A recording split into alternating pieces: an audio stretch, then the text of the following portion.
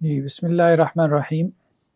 علم جرح و تعدیل کا ہم مطالعہ کر رہے تھے، تو نیکسٹ جو ہمارے سامنے کتاب ہے وہ ہے علل الحدیث و معرفت الرجال و تاریخ۔ یہ علی بن مدینی کی کتاب ہے، ابو الحسن علی بن مدینی امام بخاری کے استاذ ہیں، اور یہ بیسیکلی ماجسٹیر یعنی ایم فل کا تھیسس ہے ابو عبداللہ مازن بن محمد سرساوی کا۔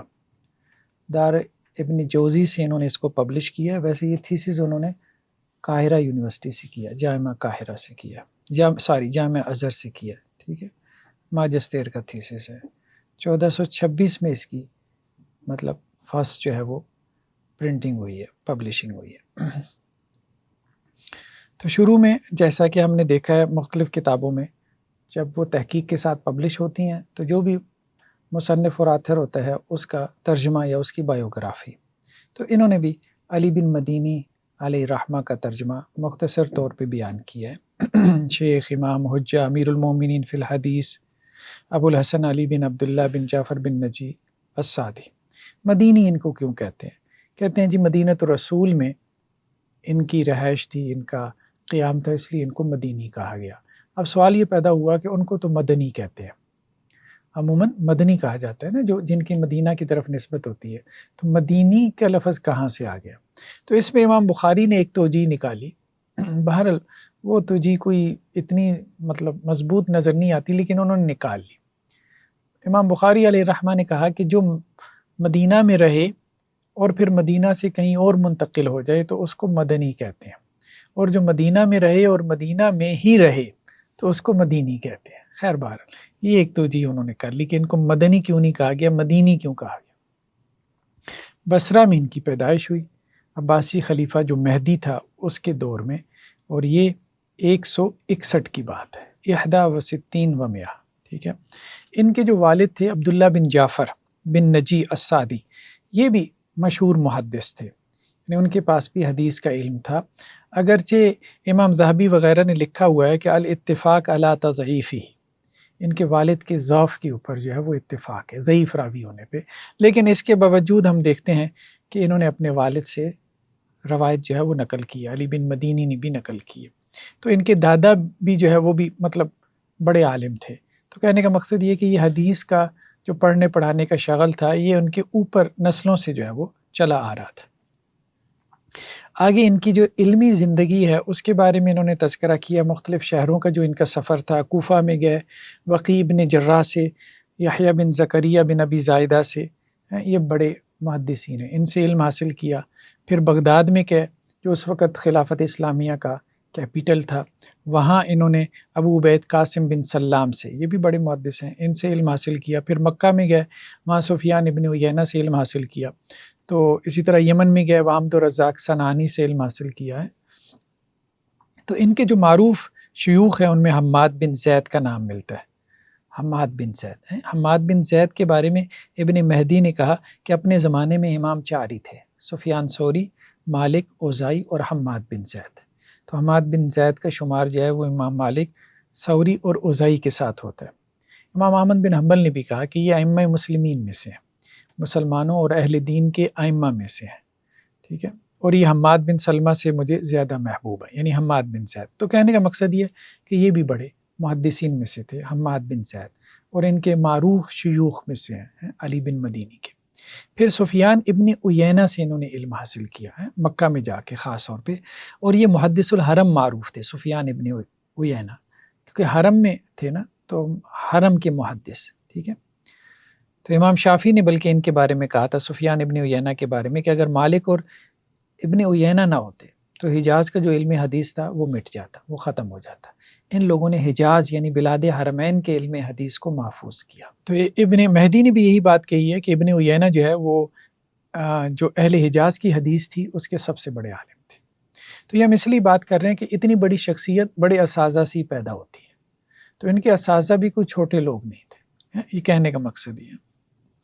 اس کے علاوہ یحییٰ بن سعید القطان، یہ بھی ان کے اساتذہ میں سے ہیں، جن کے بارے میں خود علی بن مدینی نے کہا کہ میں نے یحییٰ بن سعید القطان سے بڑھ کے کوئی رجال کا عالم نہیں دیکھا ہے، یعنی راویوں کے بارے میں علم رکھنے والا، ٹھیک ہے۔ اور ان کے معروف تلامذہ میں امام بخاری کا نام آ جاتا ہے، ٹھیک ہے. اور امام بخاری نے اپنی صحیح میں کوئی تقریباً علی بن مدینی سے 200 احادیث نقل کی ہیں، 200 کے قریب روایات لے کر آئے. نے اپنے استاذ کے اوپر کافی زیادہ جو ہے وہ مطلب اعتماد کیا. ابو حاتم رازی یہ بھی بڑے محدث ہیں، یہ بھی ان کے شاگردوں میں سے ہیں علی بن مدینی کے، بلکہ ابو زرع رازی بھی ان کے شاگردوں میں سے ہیں. اور ابو حاتم رازی کا یہ قول بھی معروف ہے کہ حدیث اور علل کی معرفت میں، ٹھیک ہے، علی بن مدینی کی اپنی ہی ایک شان اور اپنا ہی مقام تھا، ایک اپنا ہی ان کا مرتبہ تھا. ابو داؤد سجستانی، یہ جو سنن ابی داؤد والے ہیں، یہ بھی ان کے شاگرد ہیں علی بن مدینی کے. ٹھیک ہے. تو علی بن مدینی کا جو اصل میں ان کی جو شہرت ہوئی نا، وہ علل الحدیث کی وجہ سے ہوئی. گویا کہ یہ جو شاخ ہے حدیث کی، اس کے یہ بانی ہے، یہ فاؤنڈر ہے. تو امام احمد بن حنبل نے کہا تھا کہ ہم میں سب سے زیادہ علل کے بارے میں جس کو علم ہے وہ علی بن مدینی ہے. ابو حاتم رازی نے بھی یہ بات کہی ہے کہ حدیث اور علل کی معرفت میں ان کا اپنا ہی ایک مقام ہے، ٹھیک ہے، محدثین کے اندر. اور امام نسائی نے بھی یہ بات کہی ہے کہ ان جیسے 4 علماء جو ہے وہ امام احمد بن حنبل کے زمانے میں نہیں موجود تھے. یہ 4 مطلب یہ 4 ہی تھے. ان میں احمد بن حنبل، یحییٰ بن معین، علی بن مدینی اور اسحاق بن راہویہ. اور ان میں حدیث اور علل کا سب سے زیادہ علم جو ہے وہ علی بن مدینی کو تھا. یہ بھی امام نسائی کی گواہی ہے. گویا کہ بڑے بڑے محدثین کی یہ گواہی ہے کہ علل الحدیث جو ہے نا، اس میں یہ امام ہے علی بن مدینی. اس لیے ہم دیکھتے ہیں کہ یہ گہرائی امام بخاری میں پھر علی بن مدینی سے آئی، یہ علل الحدیث کی گہرائی. اور ابن حبان نے بھی یہ بات کہی ہے کہ اپنے زمانے میں وہ اللہ کے رسول صلی اللہ علیہ وسلم کی حدیث کی جو علل تھی نا، ان کے سب سے زیادہ جاننے والے تھے. امام ذہبی نے بھی یہی بات کہی ہے کہ علل الحدیث میں وہ ایک سردار کی حیثیت رکھتے تھے. ٹھیک ہے، ایک لیڈر کی ان کی جو ہے وہ پوزیشن ہمیں نظر آتی ہے. باقی انہوں نے اس کا تذکرہ کیا کہ جس کا تذکرہ پہلے بھی گزر چکا، خلق قرآن کے مسئلے میں جو ان کی آزمائش ہوئی، ٹھیک ہے، تو اس میں انہوں نے وہی واقعات بیان کیے کہ یحییٰ بن معین سے سوال ہوا کہ کیا یہ مرتد ہیں علی بن مدینی. تو انہوں نے کہا بھائی مرتد نہیں ہے، مسلمان ہیں. باقی ہے کہ جو بیان انہوں نے دیا وہ ڈر اور خوف کی وجہ سے دیا. ٹھیک ہے. محمد بن عثمان بن ابی شیبہ کہتے ہیں کہ میں نے علی بن مدینی کی وفات سے 2 ماہ پہلے ان سے سنا کہ کلام یعنی قرآن جو ہے وہ اللہ کا کلام ہے، وہ مخلوق نہیں ہے، اور جو اس کو مخلوق کہتا ہے تو وہ کافر ہے. گویا ان کا یہ عقیدہ نہیں تھا. جبری بیان ان کو دلوایا گیا تھا. بعض روایتوں میں یہ بھی ہے کہ ان کو ہاؤس اریسٹ کیا گیا تھا، 8 سے 9 ماہ تک ان کو قید کیا گیا تھا، اور وہ تاریکی کے اندر بیڑیاں بھی ان کے پاؤں میں ڈالی گئی تھی، یہاں تک کہ انہیں یہ محسوس ہوا کہ اب میری بصارت گئی، میری آنکھیں ضائع ہو جائیں گی. تو پھر انہوں نے کہا بھائی جو کہلوانا ہے، جو بیان دلوانا ہے تو دلوا لو. ٹھیک ہے. تو یہ لیکن امام احمد بن حنبل پہ تشدد ہوا، لیکن انہوں نے نہیں دیا. اصل بات یہ ہے کہ یہ فرق اس وجہ سے پھر نقل ہو گیا نا، ورنہ تو شاید یہ چیزیں اس طرح سے نقل نہ ہوتی ہیں کہ یہ آزمائے گئے، اور پھر لوگ آ کے ان کو کہتے بھی تھے کہ آپ جیسا ٹھیک ہے عام آدمی آزمایا گیا، آپ جیسا کیوں آزمائش میں پڑ گیا. ٹھیک ہے. تو کہنے کا مقصد یہ ہے کہ لوگ توقع نہیں کرتے تھے نا، تو اس لیے یہ باتیں ذرا زیادہ جو ہے وہ معروف ہو گئی. باقی ان کی جو کتاب ہے علل الحدیث و معرفت الرجال و تاریخ، اس کتاب کے نام مختلف آتے ہیں، معروف نام تو یہی ہے علل الحدیث، معرفت الرجال و تاریخ. یعنی 3 حصے ہیں اس کتاب کے، یا 3 ٹاپکس ہیں: حدیثوں کی علتیں، رجال کی معرفت، ٹھیک ہے، اور تیسرا تاریخ آ گئی. کچھ نے کہا کہ اس کا نام کتاب التاریخ والعلل ہے، کچھ نے صرف العلل بھی کہا ہے، لیکن زیادہ محقق یہی ہے علل الحدیث و معرفت الرجال و تاریخ. ٹھیک ہے، زیادہ یہی ہے. پھر اس کی سندیں وغیرہ آ گئیں. پھر علی بن مدینی کا جو منہج ہے، ٹھیک ہے، تو اس میں انہوں نے کہا کہ 3 قسم کی روایتیں ہمیں ملتی ہیں اس کتاب کے اندر. ایک تو وہ ہیں جو انہوں نے اپنے شیوخ سے یا ان سے اوپر والوں سے نقل کی ہیں، کہ یعنی ان کے شیوخ نے، یعنی علی بن مدینی کے شیوخ نے کوئی حدیثوں کی علتیں بیان کی یا کوئی رجال کے حوالے سے گفتگو کی، تو وہ انہوں نے اپنے شیوخ کی باتیں نقل کر دیں یا ان سے اوپر والے شیوخ کی باتیں نقل کر دیں. لیکن یہ کم ہے، تقریباً انہوں نے کہا کوئی 15 کے قریب مقامات ہیں. ٹھیک ہے. دوسرا کیا ہے؟ دوسرا یہ ہے کہ ان کی اپنی رائے ہے، یہی زیادہ تر ہمیں نظر آتی ہے. ان کا اپنا اجتہاد ہے، استنباط ہے. راویوں کے بارے میں ان کی اپنی رائے، اوریجنل رائے. علل الحدیث کے بارے میں ان کی اپنی رائے، یہ ہمیں نظر آتی ہے. ہاں، اس میں چند ایک مقامات ایسے ہیں جن کے بارے میں ہمیں کہیں دوسرے کے ہاں بھی مل جاتا ہے جس نے یہ بات کی ہو. ٹھیک ہے، تو ہو سکتا ہے انہوں نے وہاں سے لے لی ہو اگر وہ ان سے متقدم ہے، لیکن اکثر و بیشتر میں ایسا نہیں ہے۔ تو گویا کہ بیسیکلی جو کتاب ہے یہ ان کا اپنا اوریجنل ورک ہے، جمع و تدوین نہیں ہے، کہنے کا مقصد یہ ہے۔ اب اگر آئیں جو کتاب کے آپ کہہ لیں کہ مشمولات ہیں، ٹھیک ہے، اس میں سب سے پہلے تو انہوں نے کہا علل الحدیث۔ علل الحدیث میں کیا ہے؟ سب سے اہم مسئلہ ہوتا ہے انقطاع سند کا، اتصال سند کا، یعنی سند منقطع ہے یا سند جو ہے وہ متصل ہے، ٹھیک ہے، یہ بات۔ تو علل الحدیث میں اس چیز کا انہوں نے تذکرہ کیا ہے کہ راوی نے جو ہے وہ دوسرے راوی سے سنا ہے یا اس کی اس سے ملاقات ثابت ہے کہ نہیں۔ تو اس کا مطلب یہ ہے کہ اگر ملاقات ثابت نہیں ہے، نہیں سنا ہے، تو سند کیا ہے؟ منقطع ہے۔ اگر ملاقات ثابت ہے، سنا ہے، تو سند متصل ہے، ٹھیک ہے۔ تو عموماً وہ معاصر ہی ہوتا ہے نا، ولو آثر ہو، معاصر راوی کے بارے میں یہ بحث پیدا ہوتی ہے۔ تو یہ علل الحدیث میں ایک مثال کے طور پہ جیسے کہ ایک جگہ انہوں نے کہا کہ الحسن یعنی حسن بصری مراد ہے، لم یسمع من ابن عباس، انہوں نے عبداللہ ابن عباس سے نہیں سنا، وما رأى قط، انہوں نے ابن عباس کو دیکھا بھی نہیں۔ اس لیے حسن بصری اگر روایت نقل کرتے ہیں ابن عباس سے تو اس کا مطلب کیا ہے؟ سند منقطع ہے۔ تو حسن بصری اور حضرت عبداللہ ابن عباس معاصر ہیں۔ اب یہ بات ہے معاصر ہیں، وہ کہہ رہے ہیں کہ ملاقات نہیں ہے، سنا بھی نہیں۔ دوسری بات کیا ہے؟ کان الحسن بالمدینہ ایام کان ابن عباس بالبصرہ، حسن بصری مدینہ میں تھے۔ حسن بصری کہاں کے تھے؟ بصرہ کے تھے، اور حضرت عبداللہ ابن عباس بھی بصرہ میں گئے ہیں، گورنر رہے ہیں حضرت علی کی طرف سے، بات سمجھ رہے ہیں؟ ٹھیک ہے، تو اب امکان تو بہت پیدا ہو گیا کہ عبداللہ ابن عباس بصرہ کے گورنر ہیں، حسن بصری بصرہ کے ہیں، حسن بصری روایت کرتے ہیں عبداللہ ابن عباس سے، تو بندہ کہے گا بھائی ٹھیک ہے۔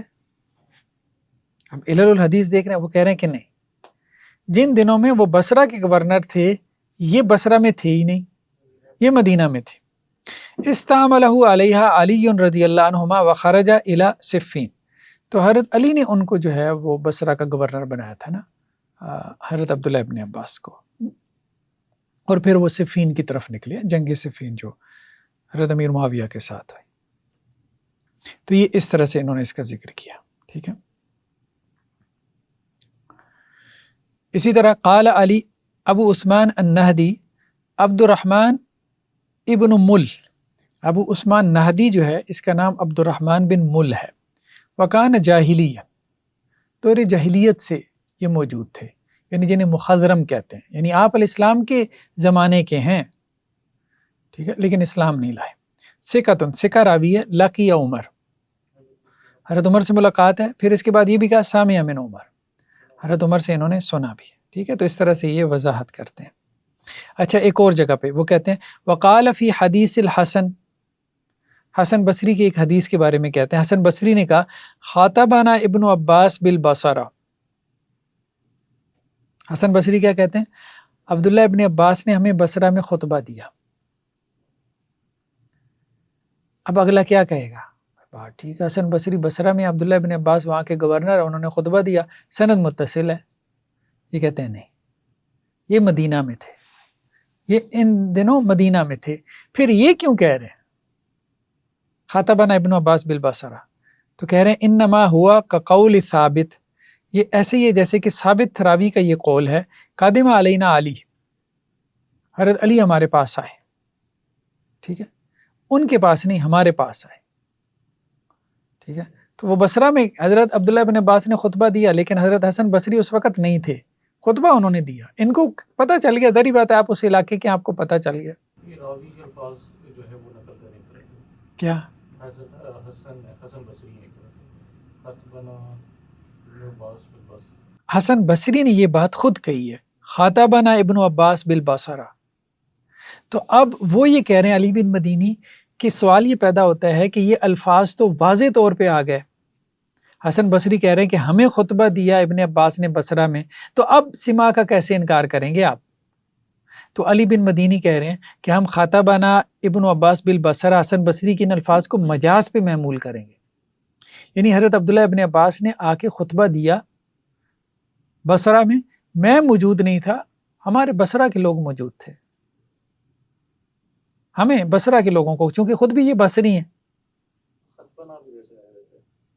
ہاں، ایک وہم پیدا ہو جاتا ہے نا، وہم پیدا ہو جاتا ہے کہ ان کا سما ثابت ہے، لیکن سما ثابت نہیں ہے، سند منقطع ہے. یہ بات وہ کہہ رہے ہیں، علی بن مدینی کہہ رہے ہیں. عام محدث تو اس بات تک نہیں پہنچے گا. اب بات سمجھ. اسی طرح کہتے ہیں الحسن را ام سلمہ، حسن بصری نے ام سلمہ کو بھی دیکھا، ٹھیک ہے، جو ازواج مطہرات میں سے. ولم یسمع منها وکان صغیرا، لیکن ان سے سنا نہیں کیونکہ وہ چھوٹے تھے. رویت یا ملاقات ثابت ہے، سما ثابت نہیں. اس لیے اگر حسن بصری ام سلمہ سے روایت کرتے ہیں تو وہ متصل سند نہیں، ٹھیک ہے. وکانت ام الحسن تخدم ام سلمہ، اور ام حسن جو تھی، حسن بصری کی جو والدہ تھی، یہ حضرت ام سلمہ کی خادمہ تھی، ٹھیک ہے.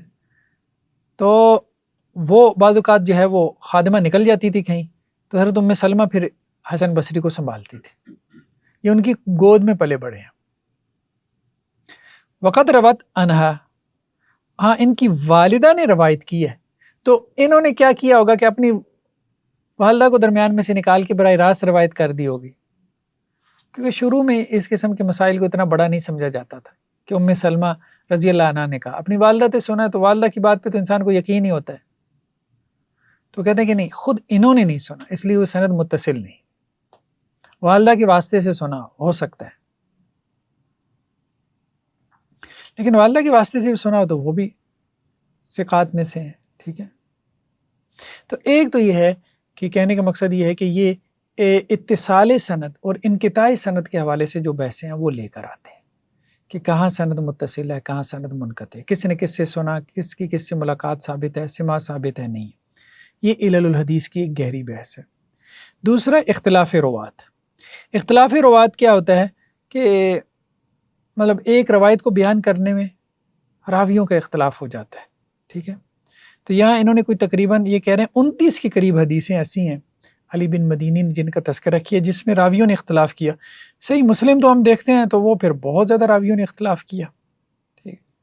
مطلب وہی صحیح مسلم کا جو انداز ہے نا کہ ایک راوی الفاظ کو یوں لا رہا ہے، دوسرا یوں لا رہا ہے، ٹھیک ہے.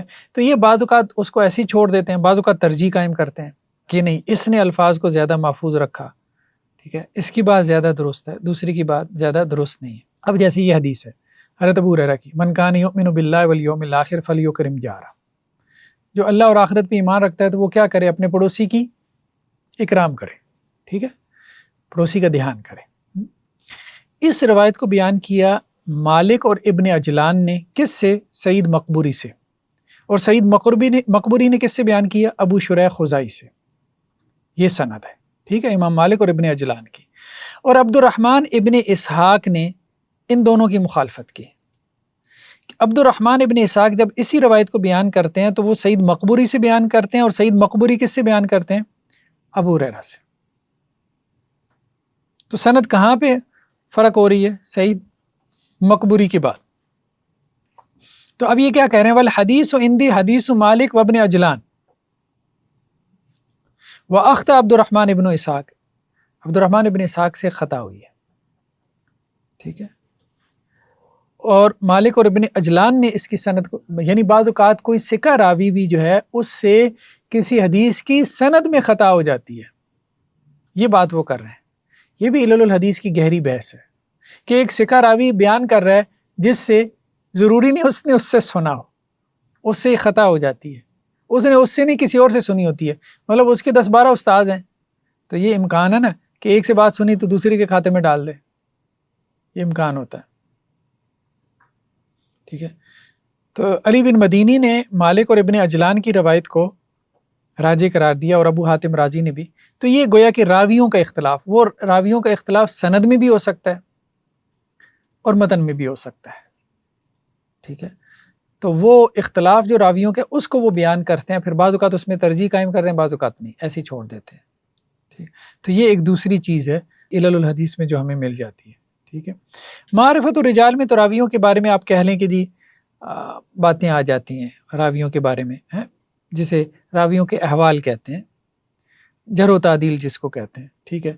تو یہ انہوں نے آگے تفصیلاً بیان کیا ہے کہ اسماعیل بن مسلم، اس کے بارے میں کہا کہ جی میں اس کی حدیث جو ہے نا وہ نہ لکھوں، ٹھیک ہے، تو راویوں کے اوپر جو تبصرے ہم نے کہا ہے، ٹھیک ہے، اسی طرح عبداللہ بن الحارث ثقہ راوی تھا، ٹھیک ہے، عمر بن عثمان ثقہ، اسرائیل ضعیف راوی تھا. تو اس طرح راویوں کے بارے میں تبصرے جو ان کے ہیں، یہ ہے معرفت الرجال. معرفت الرجال میں یہ بھی آ جاتا ہے معرفت الاسامی والکنہ، نام اور کنیتوں کا بیان. ٹھیک ہے، ابو حازم جو ہے اس کا نام عوف بن حارث تھا، یا اس کا نام یہ تھا تو اس کی کنیت یہ ہے. ٹھیک ہے، تو اس طرح سے یہ بھی تفصیل ہمیں ملتی ہے. معرفہ بالوحدان والمنفردات والغرائب، یعنی یہ بھی ایک ہے کہ منفرد جو روایتیں ہوتی ہیں، ٹھیک ہے، غریب جو روایتیں ہوتی ہیں، ٹھیک ہے، تو وہ والی ان کا تذکرہ جو ہے. ٹھیک ہے، ولم یروی ان زیاد ابن لبید غیر ابراہیم النخعی، جیسے زیاد بن لبید سے ابراہیم نخعی کے علاوہ کسی نے روایت نہیں کیا. ٹھیک ہے، تو وحدان یعنی ایک ہی راوی نقل کر رہا ہے. تو اور پھر اسی طرح سے جو ہے وہ بعض روایات ایسی ہیں کہ جس میں جو ہے وہ کوئی خطا یا وہم واقع ہونے کا امکان ہوتا ہے، تو اس کی بھی وہ وضاحت کر دیتے ہیں. جیسے عطا السلمی کہتے ہیں کہ یہ عطا بن یزید ہے، ٹھیک ہے، اس کو کوئی اور راوی نہ سمجھ لیا جائے. صحابہ کے بارے میں والاحنف ہیں، اس کو صحبت حاصل نہیں تھی. تو اس قسم کے تبصرے جو ہے وہ یہ کرتے ہیں. اسی طرح سے تاریخ کا بھی تذکرہ آ گیا. تاریخ سے مراد یہ ہے کہ راویوں کی تاریخ علی بن مدینی کے زمانے تک. ٹھیک ہے، تو یہ تین اس کے جو ہے وہ میجر ٹاپک ہیں جن کا ہمیں ذکر یہاں پر ملتا ہے. اس کے بعد جب کتاب شروع ہوتی ہے، خیر یہ تو اب یہ مختلف مخطوطات ہیں جو ان کو ملے، ٹھیک ہے، ان مخطوطات کے جو ہے وہ اب یہاں سے کتاب شروع ہوتی ہے. اچھا، کتاب کے اندر کچھ انہوں نے کافی اچھی معلومات دی ہیں، خاص طور پہ اس کے شروع میں. اب شروع جب اس کتاب کا ہوتا ہے تو وہ یہاں سے ہوتا ہے کہ نظر تو فإذا الاسناد یدور علی ستہ. جب میں نے سندوں پہ غور کیا نا، ایک آدمی جس کی پوری نظر ہو جیسے ذخیرہ حدیث کے اوپر، اور وہ اس کا نچوڑ خلاصہ نکال کے آپ کے سامنے رکھتے ہیں، یہ وہ والی بحث ہے. یہ یہاں پہ ان کی کتاب جو علل الحدیث کے شروع میں بہت قیمتی بحث ہے. یعنی پورے ذخیرہ حدیث کو نا، جسے آپ کہتے ہیں کہ آنے واحد میں آپ، نظر واحد میں آپ اس کو دیکھنا چاہتے ہو، تو یہ بہت بنیادی اور مرکزی بحث ہے جو علی بن مدینی نے کی ہے. کہتے ہیں میں نے ذخیرہ حدیث کی سندوں میں غور کیا تو بنیادی سندیں 6 ہیں. ٹھیک ہے، یعنی 6 لوگ ہیں جن کے گرد سندیں گھوم رہی ہیں ساری. اچھا، ایک ان کا بھی موقف ہے یہ اورینٹلسٹ کا، مستشرقین کا، جس کو وہ کامن لنک تھیری کہتے ہیں. کامن لنک تھیری یہی ہے کہ جی جو سندیں ہوتی ہیں نا، عموماً ان کے درمیان ایک مرکزی راوی ہوتا ہے. تو وہ کہتے ہیں جی بیسیکلی وہ مرکزی راوی نے جھوٹ بولا ہے، باقی سارے اس جھوٹ کو چلا رہے ہیں. ٹھیک ہے، لیکن وہ ذرا ڈیفرنٹ ہے. یہ جو بات کر رہے ہیں نا، یہ ان کی کامن لنک تھیری والی نہیں ہے، یہ اس سے ڈیفرنٹ بات ہے. کامن لنک تھیری پہ کچھ تھوڑی بہت ہم نے گفتگو کی، ابھی ہمارا ایک پوڈ کاسٹ جو ہے نا کل ہی بلکہ ناہر ڈیجیٹل سے آیا.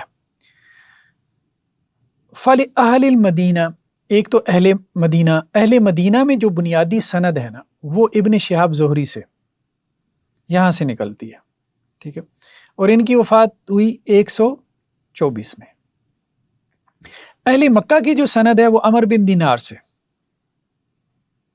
ٹھیک ہے، مکہ کی اکثر و بیشتر سندیں، کہنے کا مقصد ہے وہ عمر بن دینار سے نکلتی ہیں، اور اہل مدینہ کی اکثر و بیشتر سندیں ابن شہاب زہری سے نکلتی ہیں. اور عمر بن دینار کی وفات ہوئی 126 میں. ٹھیک ہے،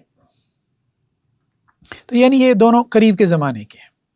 نیچے انہوں نے حواشی میں جو ہے وہ ان کے بارے میں کہا ہے، امام زہری کے بارے میں، کہ عمر بن عبدالعزیز 99 ہجری میں ان کا دور خلافت تھا نا. عمر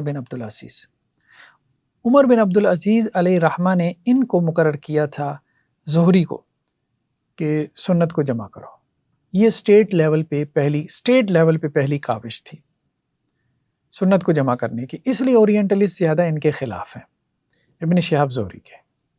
ٹھیک ہے، اور وہ جو کہتے ہیں کہ جی کامن لنک، وہ جو مثالیں بھی بیان کرتے ہیں نا، یہی کام غامدی صاحب نے بھی کیا، وہاں سے یہ اٹھا لیا موقف کہ جی دیکھیں وہ جو قرات کی روایتیں نا، وہ ساری مثال کے طور پہ ابن شہاب زہری کے گرد گھوم رہی ہیں. حالانکہ ایسا نہیں ہے، اس کے علاوہ بھی آپ کو مل جاتی ہیں. ہمارے ہاں تو پوری سائنس ہے، یہ شواہد اور مطابعات کا جو کانسیپٹ ہے یہ سارا ہے ہی یہ، کہ اگر کوئی راوی جو ہے وہ ایک ہے تو آپ دیکھو کسی اور نے بھی یہ بات کی ہے کہ نہیں کی، اس کے شواہد نکال کے لاؤ، اس کے توابع نکال کے لاؤ۔ پھر اسی طرح ہمارے ہاں غریب عزیز مشہور کا کانسیپٹ اسی لیے تو آیا، تو غریب حدیثیں بہت کم ہیں، وہ دوسروں کے ہاں بھی آپ کو مل جاتی ہیں، ٹھیک ہے ایک مرکزی راوی تو ہے، لیکن اس کے مطلب یہ نہیں ہے کہ وہ بات کسی اور نے نہیں کی، ایسا شاذ و نادر ہے، بہت ہی کم ہے، ٹھیک ہے۔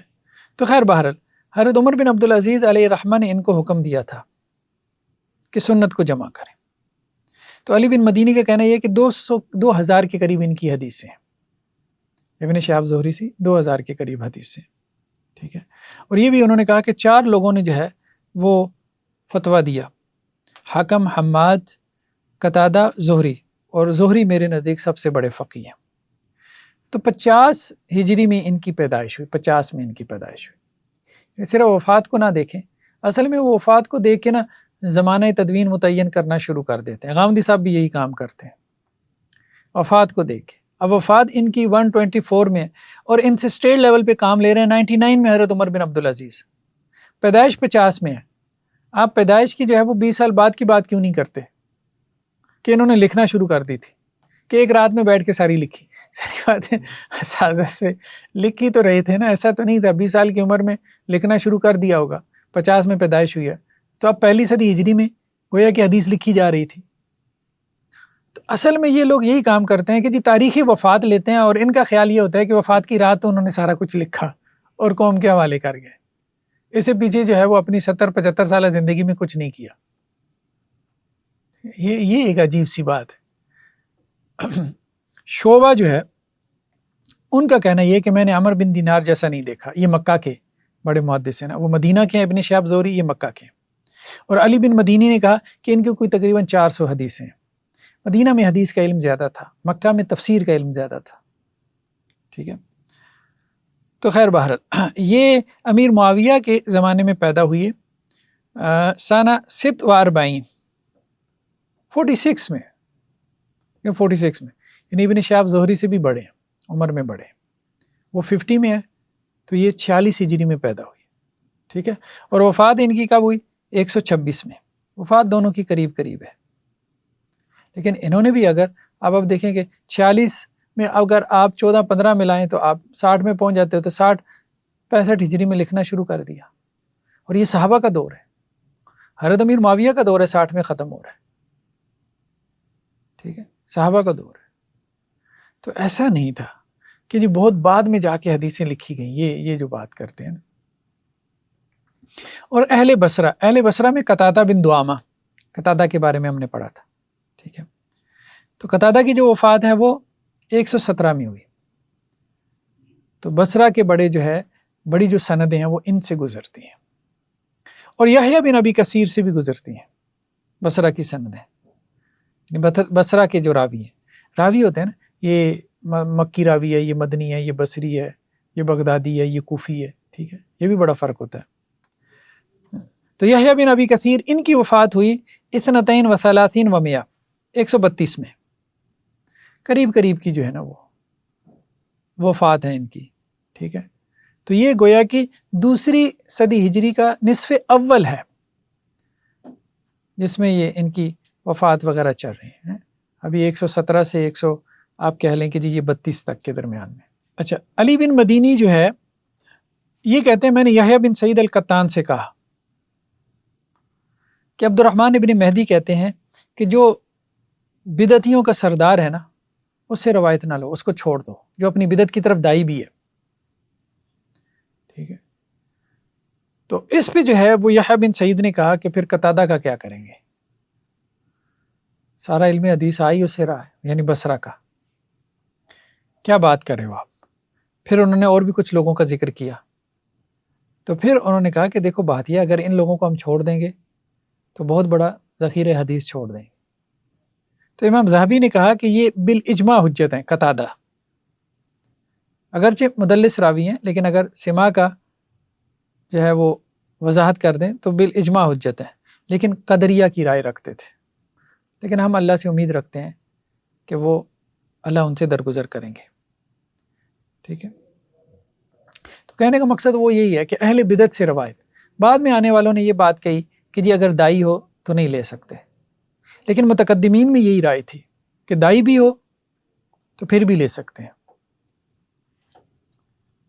ٹھیک ہے، دائی بھی ہو تو پھر بھی لے سکتے ہیں، صرف دیکھیں گے کہ اس کے پاس ذخیرہ حدیث کتنا ہے، اگر اس کو چھوڑ دیں گے تو ہمارا نقصان ہو جائے گا۔ یہی بات یحییٰ بن سعید القطان نے کہی علی بن مدینی سے، پھر علی بن مدینی نے اس کو ایکسیپٹ کیا، پھر امام بخاری نے اس کے اوپر بخاری مرتب کی، وہی جو بات ہم نے کہی تھی کہ صحیح بخاری میں بدعتی راویوں کی روایت لے کر آئے ہیں جو اپنی بدعت کی طرف دائی بھی تھے اور بدعت کے سرغنے بھی تھے، لیکن نیکی اور خیر ان میں غالب تھا، یعنی زہد اور تقوی ان میں غالب تھا، تو اس وجہ سے کہ وہ جھوٹ نہیں بولیں گے اور اس کو ان کی علمی خطا سمجھ لیا ان کی بدعت کو، اور ان کو تعویل کا مارجن دے دیا، ان کی روایت لے لی، یہ کام کیا۔ ابو ایوب سختیانی کا کہنا یہ ہے کہ زمین کے اوپر یحییٰ بن ابی کثیر جیسا کوئی نہیں ہے، یہ جو اوپر دو لوگوں کی بات آئی نا، قتادہ کی اور یحییٰ بن ابی کثیر کی، یہ بصرہ کے دو بڑے محدث ہیں، تو اس میں وہ کہہ رہے ہیں کہ ابو ایوب سختیانی کا کہنا یہ ہے کہ ان جیسا کوئی نہیں ہے۔ اور علی بن مدینی نے سفیان بن عیینہ سے نقل کیا کہ ایوب نے یہ بات کہی ہے کہ میں زہری کے بعد جو ہے وہ کسی کو بڑا عالم نہیں سمجھتا یحییٰ بن ابی کثیر سے، خاص طور پہ اہل مدینہ کی حدیث کے حوالے سے، زہری کے بعد اہل مدینہ کی حدیث کو سب سے زیادہ یحییٰ بن ابی کثیر جانتے ہیں۔ تو یہ ہو گیا بصرہ ہو گیا، اس کے بعد کوفہ آ گیا۔ کوفہ میں ابو اسحاق السبی، ٹھیک ہے، یہ بڑے راوی ہیں، مرکزی راوی ہیں، ان کا نام عمر بن عبداللہ بن عبد ود، تو ان کی وفات ہوئی سنہ 23 و 100، کتنا ہو گیا 129، وہ تقریباً وہی زمانہ چل رہا ہے، آپ دیکھ رہے ہیں قریب میں، ٹھیک ہے۔ اور سلیمان بن مہران جو ہے ان کی وفات ہوئی 48 و 100، 148 میں، ٹھیک ہے۔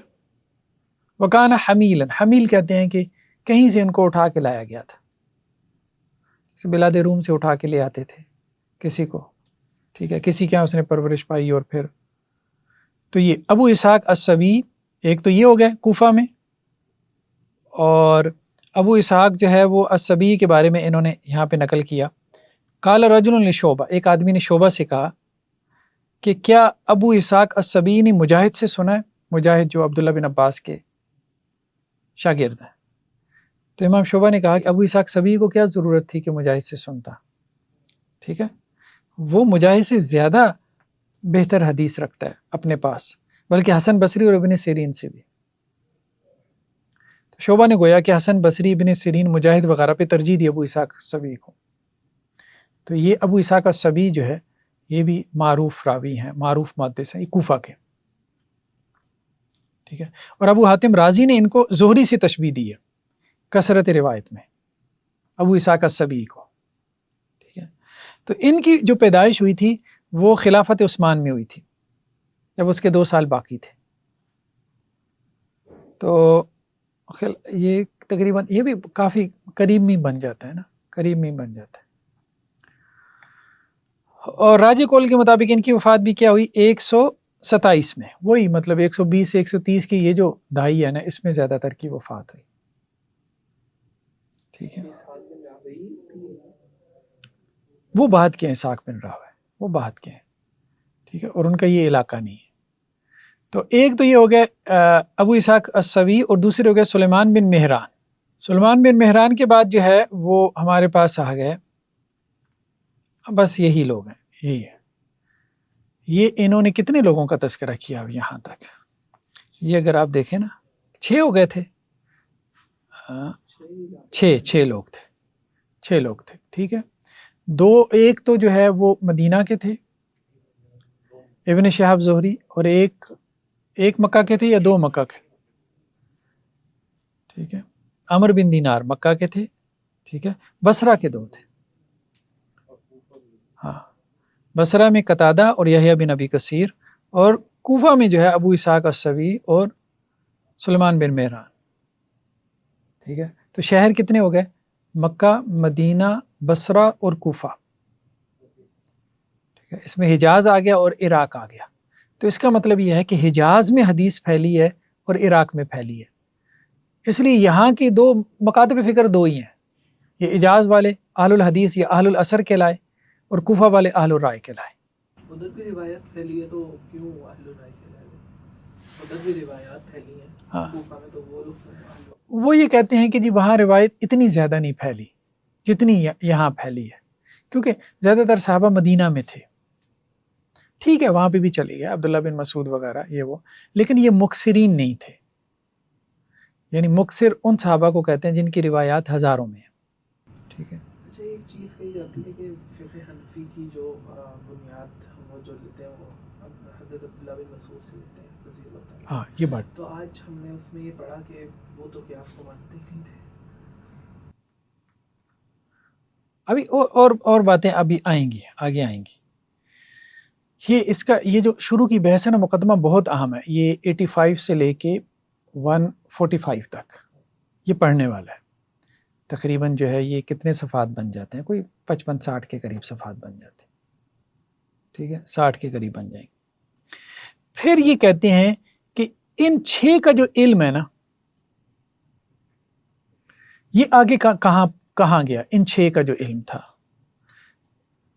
یہ 6 کا علم آگے جن کو منتقل ہوا انہوں نے باقاعدہ تصانیف کی، یعنی ان کی باقاعدہ تصانیف موجود ہیں، ان کی باقاعدہ تصانیف نہیں ہے، ٹھیک ہے، لیکن ان 6 کا علم آگے جن کو منتقل ہوا ان کی باقاعدہ تصانیف موجود ہیں کتابی شکل میں، ان میں جیسے اہل مدینہ میں یہ علم کہاں آیا، مالک بن انس کے پاس، یہ ابن شہاب زہری کے شاگرد ہے نا، تو ابن شہاب زہری کا علم امام مالک کے پاس آیا، ٹھیک ہے، تو امام مالک نے اس کو مدون کر دیا، تو امام مالک کی جو وفات ہے وہ ہوئی ہے 179 میں، ٹھیک ہے، اور دوسرا جو ہے وہ محمد بن اسحاق کے پاس، ان کے پاس سیرت کا علم آ گیا، ان کے پاس حدیث کا، ان کے پاس سیرت کا علم آ گیا، اور ان کی وفات ہوئی ہے 100 سنہ 52 152 ہو گیا نا، ہاں 152 ہو گیا، 152 میں ان کی وفات ہوئی، بعد نے 150 بھی لکھا ہے، ٹھیک ہے، تو انہوں نے بھی ابن شہاب سے بھی سنا اور اعمش سے بھی سنا، تو مدینہ میں پھر یہ 2 بڑے ہمارے سامنے آتے ہیں، یعنی 2 دھارے بن گئے، ایک سیرت کے بانی جو ہے وہ کون ہے، ابن اسحاق ہے، یعنی اس سے پہلے بھی سیرت کے لوگ ہیں، یہ نہیں ہے کہ یہی بانی ہے، لیکن مطلب مکمل جامع طور پہ سیرت کی کتاب مدون کرنا، اور امام مالک نے مکمل جامع طور پہ ایک حدیث کی کتاب مدون کی، اس سے پہلے لکھی جا رہی تھی لیکن وہ پرسنل نوٹس ہوتے تھے، محدثین کی مستملی ہوتے تھے، یعنی جو املا کروانے والے ہوتے تھے ان کے املا بھی ہوتی تھی، لکھتے بھی تھے لوگ، ہم نے دیکھا تھا وہ پیچھے بہت ساری چیزیں جو ہیں صاحب ہوتے تھے، لیکن یہ تو ان کی تو باقاعدہ تصانیف ہے نا جو 4 دانگے عالم پھیل گئیں، ٹھیک ہے، لوگوں نے ہیں کس کی، ہاں ویسے ان کے ہاں معاصرت بھی تھی، لیکن ابن اسحاق کی جو ہے وہ سیرت آج تک معروف ہے، ٹھیک ہے، آج تک معروف ہے۔ تو امام مالک کے بارے میں انہوں نے کہا کہ امام شافعی نے کہا کہ جب آپ حدیث کا تذکرہ کرتے ہیں تو امام مالک اس کے ستارے ہیں، یعنی علم حدیث کے ایک روشن ستارے، اور علی بن مدینی نے کہا کہ ان کے پاس کوئی تقریباً 1000 حدیث تھی، ٹھیک ہے، اس وقت 1000 حدیث بھی بڑی ہوتی تھی کیونکہ سندیں زیادہ نہیں تھی نا، اس وقت جو ہے وہ متن نقل ہو رہے تھے، ٹھیک ہے، تو صحیح قول کے مطابق 93 میں ان کی پیدائش ہوئی، یعنی امام مالک کی۔ اسی طرح ابن اسحاق یہ بھی جو ہے وہ بڑے عالم تھے، خاص طور پہ کس کے، مغازی اور سیر کے، اگرچہ حدیث میں ان کا وہ رتبہ نہیں تھا، اس لیے امام زابی نے بھی کہا کہ وہ حلال و حرام میں حجت نہیں ہے ابن اسحاق، لیکن سیرت میں ان کا مقام ہے۔ علی بن مدینی کی رائے ان کے بارے میں بڑی اچھی ہے، ابن اسحاق کے بارے میں، امام مالک کی اچھی نہیں، علی بن مدینی کی اچھی ہے، اس لیے وہ ان کی حدیث کو بھی صحیح کہتے ہیں، ٹھیک ہے، اور یہی وجہ ہے کہ امام بخاری نے بھی ان کو خراج تحسین پیش کیا ابن اسحاق کو، اور اپنی جو وہ کتاب المغازی ہے نا صحیح بخاری کی، اس کا آغاز ابن اسحاق سے کیا، قال ابن اسحاق نے یہ بات کہی، تو علی بن مدینی بھی ان کے خوشہ چیں تھے، اس لیے امام بخاری بھی اپنے استاذ کے نقش قدم پہ چلتے ان کے خوشہ چیں. ٹھیک ہے. اس کے بعد کیا ہے، اہل مکہ. وہاں تو آ گیا امام مالک اور ابن اسحاق کے پاس. تو اہل مکہ میں یہ عبد الملک بن عبد العزیز بن جریج کے پاس آ گیا، یہ بھی صاحب تصنیف ہے. ان کی وفات ہوئی 151 میں، 51 و 100. اور دوسرا سفیان بن عیینہ کے پاس آ گیا جو محدث الحرم تھے. ٹھیک ہے. اور ان کی وفات ہوئی 98 و 100، 198 ان کی وفات اس میں ہوئی. تو عبد الملک بن عبد العزیز بن جریج کے بارے میں یہ کہتے ہیں کہ یہ صاحب تصنیف تھے، بلکہ مکہ میں سب سے پہلے انہوں نے علم حدیث کو مدون کیا مکہ میں. اور علی بن مدینی کا کہنا یہ ہے کہ لم یکن فی الارض عالم بعطا من ابن جریج، کہ عطا سے بڑا عالم جو ہے نا وہ زمین پر کوئی موجود نہیں تھا سوائے ابن جریج کے. تو ابن جریج بھی بڑے عالم تھے. اور یہ سنہ 80 کب پیدا ہوئی ہے؟ 80 میں ان کی پیدائش ہوئی ابن جریج کی. تو ابن عیینہ کے بارے میں کہا گیا کہ یہ محدث الحرم ہے. خیر بہرحال تو ابن عیینہ جو ہے سفیان لقی، ابن شہاب، عمر بن دینار، ابو اسحاق، اعمش، یہ ان سب سے بھی ملے.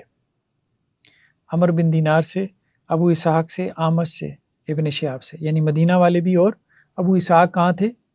کوفہ میں.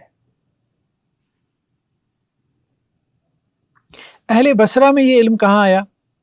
یہ دونوں جو ہے نا، یہ دونوں سفیان ابن عیینہ بھی صاحب تصنیف ہیں اور ابن جریج بھی صاحب تصنیف ہے. یا اصحاب تصنیف کی بات ہو رہی ہے، یعنی سیکنڈ ٹائرز پہ آ گئے نا وہ. ٹھیک ہے. اس کے بعد اہل بصرہ میں سعید بن ابی عروبہ، اور ان کا نام سعید بن مہران ہے. ٹھیک ہے. ان کے پاس آ گیا، اور ان کی جو وفات ہوئی ہے وہ تقریباً 158 میں یا 159 میں. اور دوسرا حماد بن سلمہ کے پاس آ گیا، جن کی وفات ہوئی ہے 168 میں.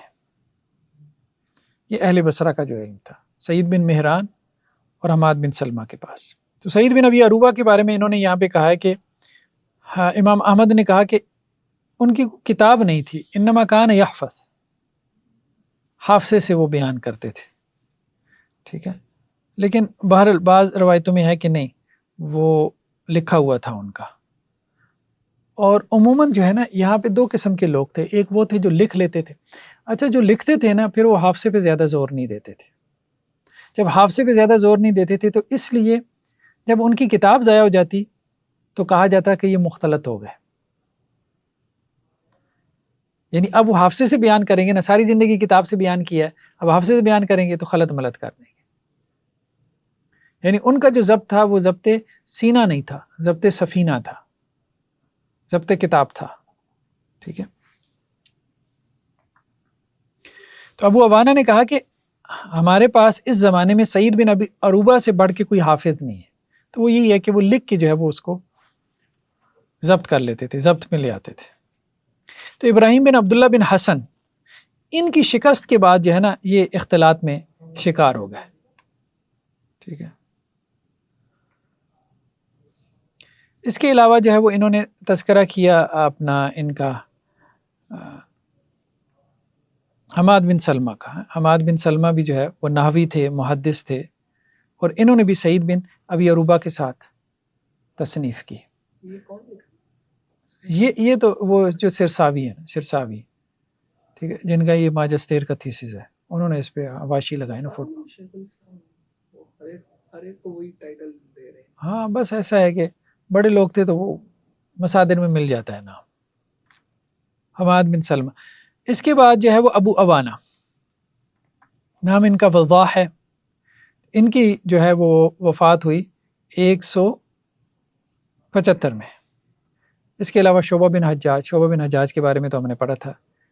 ان کی جو وفات ہوئی وہ سنہ 60 و 100، 100 کتنا ہو گیا، 160 ہو گیا.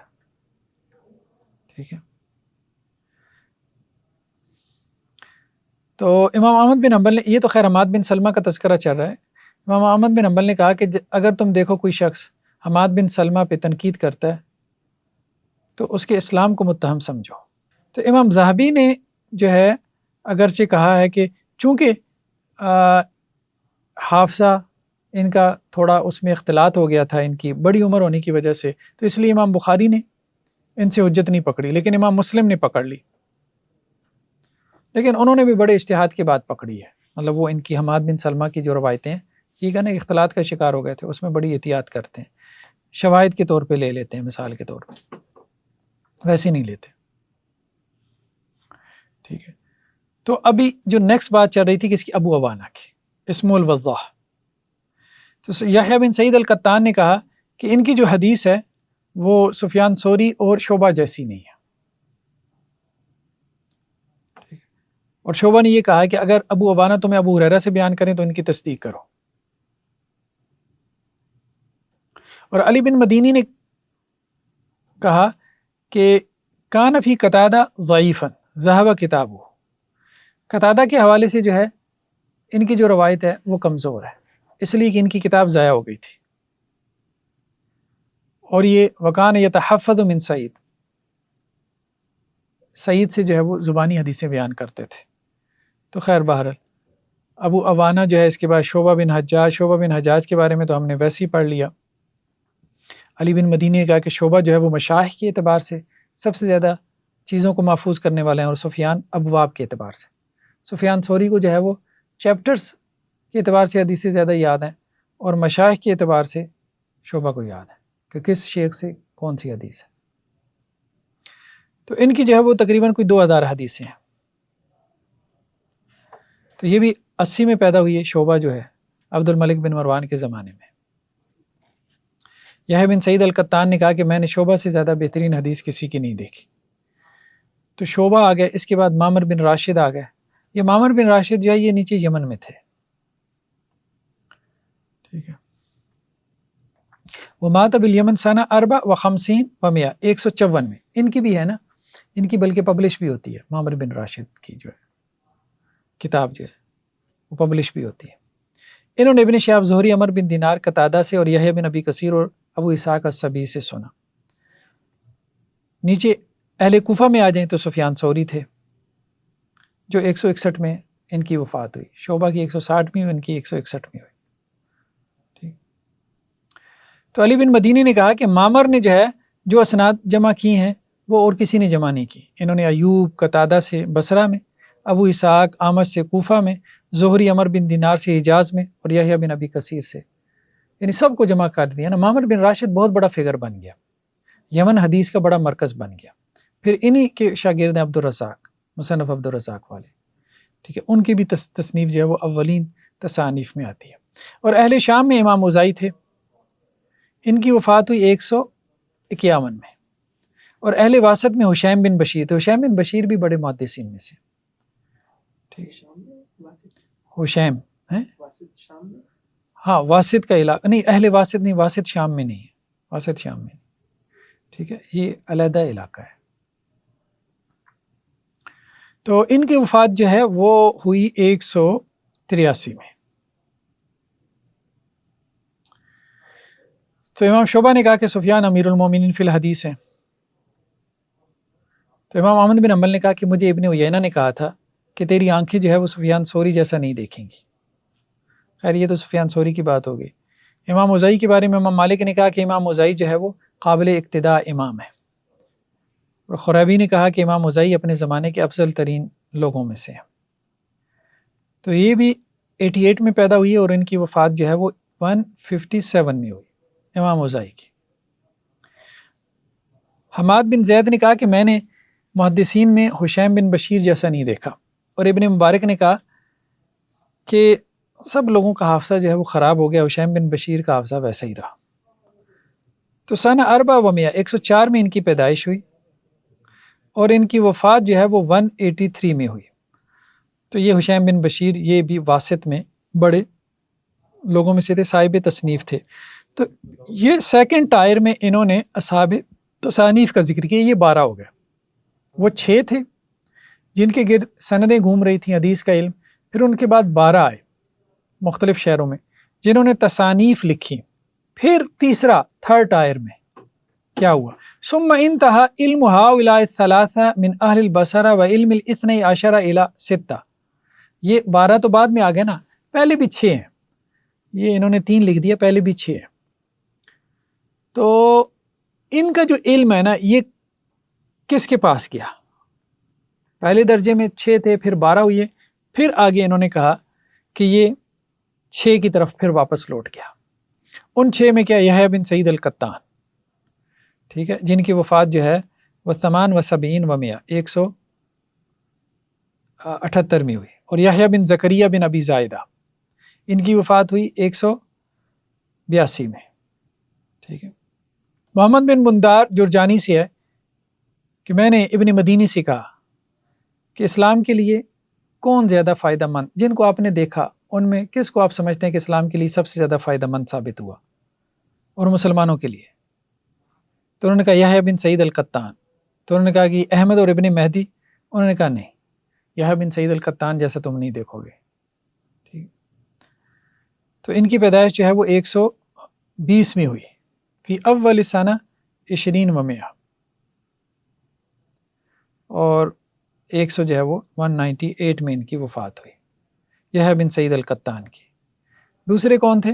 یحییٰ بن زکریا. یحییٰ بن زکریا کے بارے میں یہ کہتے ہیں کہ علی بن مدینی نے کہا کہ یہ ثقات میں سے تھے. ٹھیک ہے. ان کی پیدائش جو ہے وہ 120 میں ہوئی تقریباً، وفات تقریباً کوئی 180 میں ہے. اس کے علاوہ تیسرے ہیں وکیع بن جراح، یہ بھی بڑے محدث ہیں، وکیع بن جراح. ٹھیک. تو امام احمد نے کہا کہ وکیع جو ہے وہ حافظ تھے، میں نے ان جیسا نہیں دیکھا، یعنی حافظے میں. اور ابن عمار نے کہا کہ کوفہ میں وکیع جیسا فقیہ موجود نہیں تھا اور ان جیسا حدیث کا عالم بھی نہیں تھا. تو ان کی پیدائش بھی 121 میں ہوئی. ٹھیک ہے. اور وفات ان کی جو ہے وہ تقریباً سنہ 97 197 میں ہوئی. تو یہ 3 کی طرف آ گیا نا، پہلے 6 تھے، پھر 12 تھے، پھر 3 تھے، پھر ثم صار علم ہؤلاء الی 3، پھر ان 3 کا علم پھر آگے 3 کی طرف آ گیا. اب یہ ایک اگر وہ ٹری چارٹ بن جائے نا، میں انشاءاللہ کوشش کرتا ہوں نیکسٹ ٹائم میں، تو اس سے زیادہ واضح ہو جائے گا. ٹھیک ہے. ٹیبل چارٹ یا عبداللہ بن مبارک سب سے پہلے. ٹھیک ہے. ان کی جو وفات ہوئی ہے وہ ومات سنہ 81 181 میں. پھر عبد الرحمن ابن مہدی دوسرے نمبر پہ، مات سنہ 98 و 100 198 میں. اور پھر یحییٰ بن آدم، یحییٰ بن آدم بھی بڑے محدث تھے، مات سنہ 3 و 200 203 میں ان کی وفات ہوئی. تو یہ اب چوتھا، یعنی 6 12 3 3، یہ چوتھی لائن ہے، چوتھا ٹائر. شعیب بن حرب سے ہے کہ عبداللہ ابن مبارک سے جو بندہ بھی ملا، عبداللہ ابن مبارک اس سے افضل ہی تھے. ٹھیک. تو ابن مہدی کے بارے میں امام شافعی کہتے ہیں کہ علم حدیث میں ان جیسا میں نے نہیں دیکھا. اور علی بن مدینی کہتے ہیں کہ حدیث کے سب سے بڑے عالم عبد الرحمن ابن مہدی ہیں. اور انہوں نے یہ بھی کہا کہ اگر رکن اور مقام کے درمیان مجھ سے حلف لیا جائے تو میں یہ حلف دینے کو تیار ہوں کہ ابن مہدی سے بڑا حدیث کا عالم میں نے نہیں دیکھا. تو ان کی پیدائش جو ہے وہ 135 میں ہوئی اور وفات ان کی 198 میں ہوئی 198 میں. اور یحییٰ بن آدم کے بارے میں علی بن مدینی نے کہا کہ اللہ تعالیٰ یحییٰ بن آدم پہ رحم کرے، کیا ہی علم تھا ان کے پاس. کیا. اور ابو داؤد نے کہا کہ یحییٰ بس اکیلے ہی تھے، یعنی ان کی کوئی نظیر موجود نہیں. تو اب یہاں تک تو انہوں نے یہ پورا علم حدیث کا نا ایک خاکہ آپ کے سامنے رکھ دیا کہ کیسے جو ہے فرسٹ سیکنڈ تھرڈ اور فورتھ جو لیئر ہے، ٹائر ہے یا طبقہ ہے، کیسے ان کے اندر یہ علم حدیث آگے نقل ہوا، کن لوگوں سے، کون اس میں مرکز کی حیثیت رکھتے ہیں. پھر اس کے بعد انہوں نے صحابہ سے شروع کیا، اور صحابہ میں بھی خاص طور پہ فہم پہ زور دیا، فہم اور فتویٰ. یعنی ایک ہے نقل حدیث، نقل دین، دین کا انتقال، حدیث منتقل کیسے ہوئی، ٹرانسفر کیسے ہوئی، روایت. اور دوسرا اس کا فہم ہے، نص کا فہم ہے، اس فہم کی بنیاد پہ، یعنی ایک محدث ہے ایک فقیہ ہے، تو یہاں وہ فقیہ والی بات بھی آ رہی ہے۔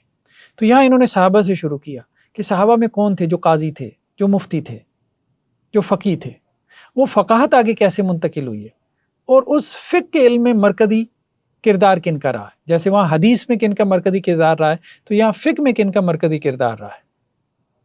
تو یہ انہوں نے آگے اس پہ بات کی ہے۔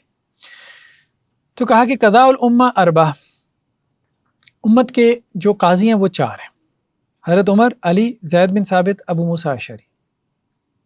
ٹھیک ہے، آگے بھی اس سے ملتی جلتی روایات ہیں، ٹھیک ہے، کہ ایک اور روایت میں کہا کہ امت کے جو قاضی ہیں وہ 4 ہیں، عمر، علی، زید، ابو موسیٰ اشعری، یعنی فقہائے صحابہ آپ کہہ سکتے ہیں۔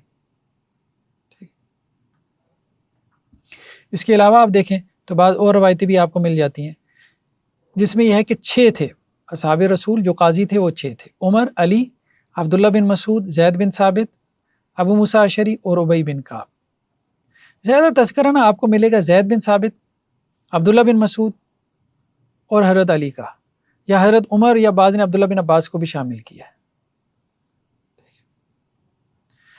مطرف نے شعبی سے نقل کیا ہے کہ ان میں سے نصف جو ہے نا عبداللہ، علی اور ابو موسیٰ ہیں، یعنی عبداللہ بن مسعود، علی اور ابو موسیٰ اشعری ہیں، اور یہ تینوں کوفہ میں تھے۔ یعنی شعبی اب کیا بات کر رہے ہیں کہ 6 ہیں اصحاب رسول میں سے فقہا، 3 تو کوفہ میں تھے، تو فقہا تو ہمارے پاس آئی نا۔ ٹھیک ہے، ان میں سے عبداللہ بن مسعود، حضرت علی اور ابو موسیٰ اشعری۔ تو یعنی صحابہ کی فقاہت آگے کیسے نقل ہوئی ہے، تفقہ فی الدین، روایت کیسے منتقل ہوئی ہے، اس کا مرکز مدینہ بنا، اور بھی مراکز بنے، کوفہ بھی بنا، مکہ بھی بنا، ٹھیک ہے، اسی طرح سے ہم نے دیکھا کہ واسط بھی بنا، اور بھی جو ہے وہ مراکز بنے۔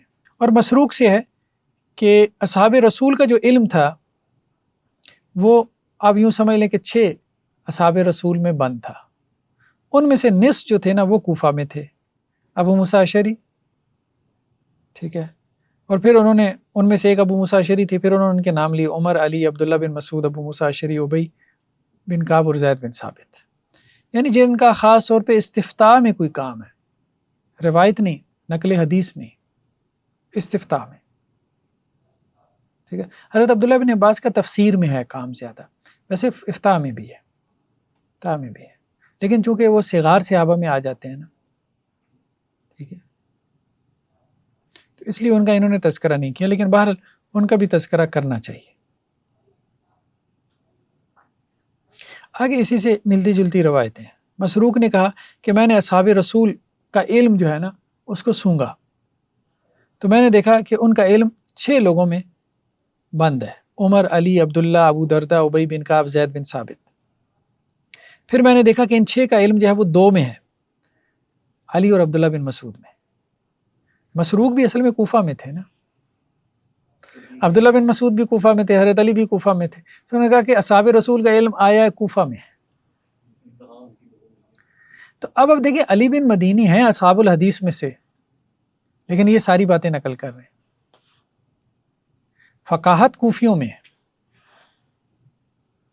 ٹھیک ہے، فقاہت کوفیوں میں آئی ہے، حدیث کے مرکز مختلف بنے ہیں، ٹھیک ہے، لیکن وہ جو فقاہت کا مرکز بنا ہے نا وہ کوفہ بنا ہے۔ اسی طرح کی اور بھی روایتیں انہوں نے یہاں پہ جو ہے وہ نقل کی ہیں، ٹھیک ہے، کہ اللہ کے رسول صلی اللہ علیہ وسلم کے اصحاب میں سے جو ہے جن کو صحبت حاصل تھی، ان میں 3 لوگ ایسے تھے جنہوں نے اپنا باقاعدہ مذہب مطلب مدون کیا یا فتویٰ دیا یا اپنے ایک مسلک اور منہج پہ چلے۔ وہ 3 کون تھے؟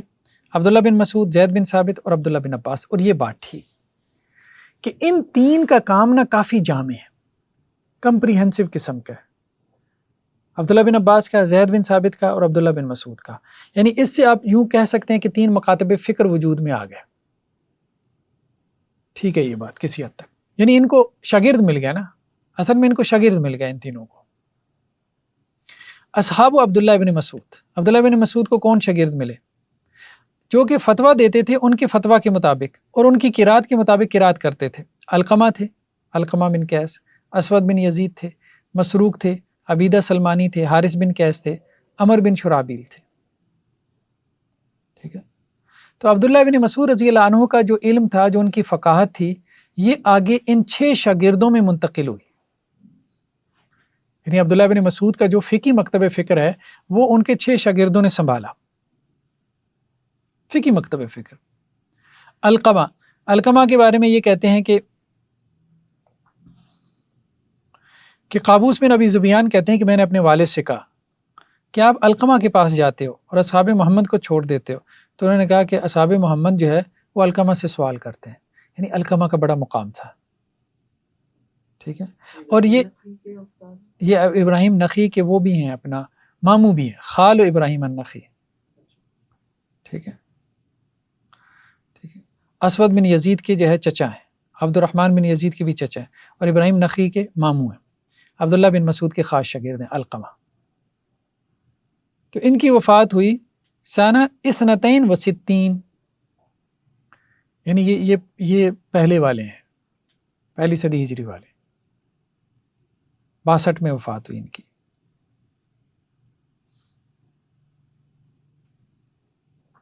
اسود بن یزید، تو یہ اسود بن یزید کے چچا بھی ہیں نا علقمہ، تو دوسرے نمبر پہ اسود بن یزید آ رہے ہیں ابن مسعود کے مکتب فکر میں۔ ٹھیک ہے، اور یہ اپنے چچا علقمہ سے عمر میں بڑے تھے بھتیجے عمر میں بڑے تھے۔ ٹھیک ہے، تو انہوں نے حضرت عبداللہ بن مسعود سے بھی لیا۔ تو سید عائشہ رضی اللہ عنہ نے کہا کہ عراق کے اندر جو ہے نا، میرے ساتھ احترام سے پیش آنے والوں میں اسود سے بڑا کوئی نہیں ہے، یعنی جس نے مطلب میری رسپیکٹ، مجھے آنر دیا۔ اور امام شابی سے پوچھا گیا کہ علقمہ بڑے ہیں یا اسود؟ ٹھیک ہے، تو انہوں نے کہا کہ نہیں، علقمہ جو ہے وہ ذرا آہستہ تھے اور وہ اسود جو تھے وہ تیز تھے۔ تو ان کی وفات جو ہے وہ 74 میں ہوئی یا 75 76 میں ہوئی۔ تیسرے عبیدہ سلمانی ہیں، اللہ کے رسول صلی اللہ علیہ وسلم کی وفات سے 2 سال پہلے ایمان لا چکے تھے، یعنی آپ علیہ السلام کے زمانے میں موجود تھے، آپ سے ملاقات نہیں ہوئی، یعنی مخضرم ہے۔ عبداللہ بن مسعود سے انہوں نے علم حاصل کیا۔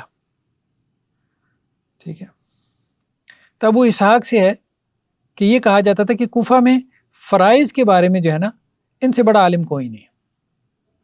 فرائض سے مراد ہوتا تھا وراثت، عبیدہ، اور یہ مسجد میں بیٹھتے تھے۔ حالانکہ شرح جو قاضی تھے نا، ان کو بھی اگر کسی مسئلے میں، خاص طور پہ حد کے مسئلے میں کچھ پوچھنا ہوتا تھا تو وہ ان سے پوچھتے تھے۔ تو ان کی وفات 72 میں ہوئی۔ تو تیسرے کون تھے؟ عبیدہ سلمانی۔ پھر انہوں نے اس کے بعد تذکرہ کیا حارث بن قیس کا۔ ٹھیک ہے، تو علی بن مدینی نے کہا کہ یہ حضرت علی کے ساتھ ان کی شہادت ہو گئی تھی، حضرت علی کے ساتھ ان کی طرف سے جنگ میں شریک تھے۔ تو ان پہ حضرت ابو موسیٰ اشعری نے ان کی نماز جنازہ پڑھائی۔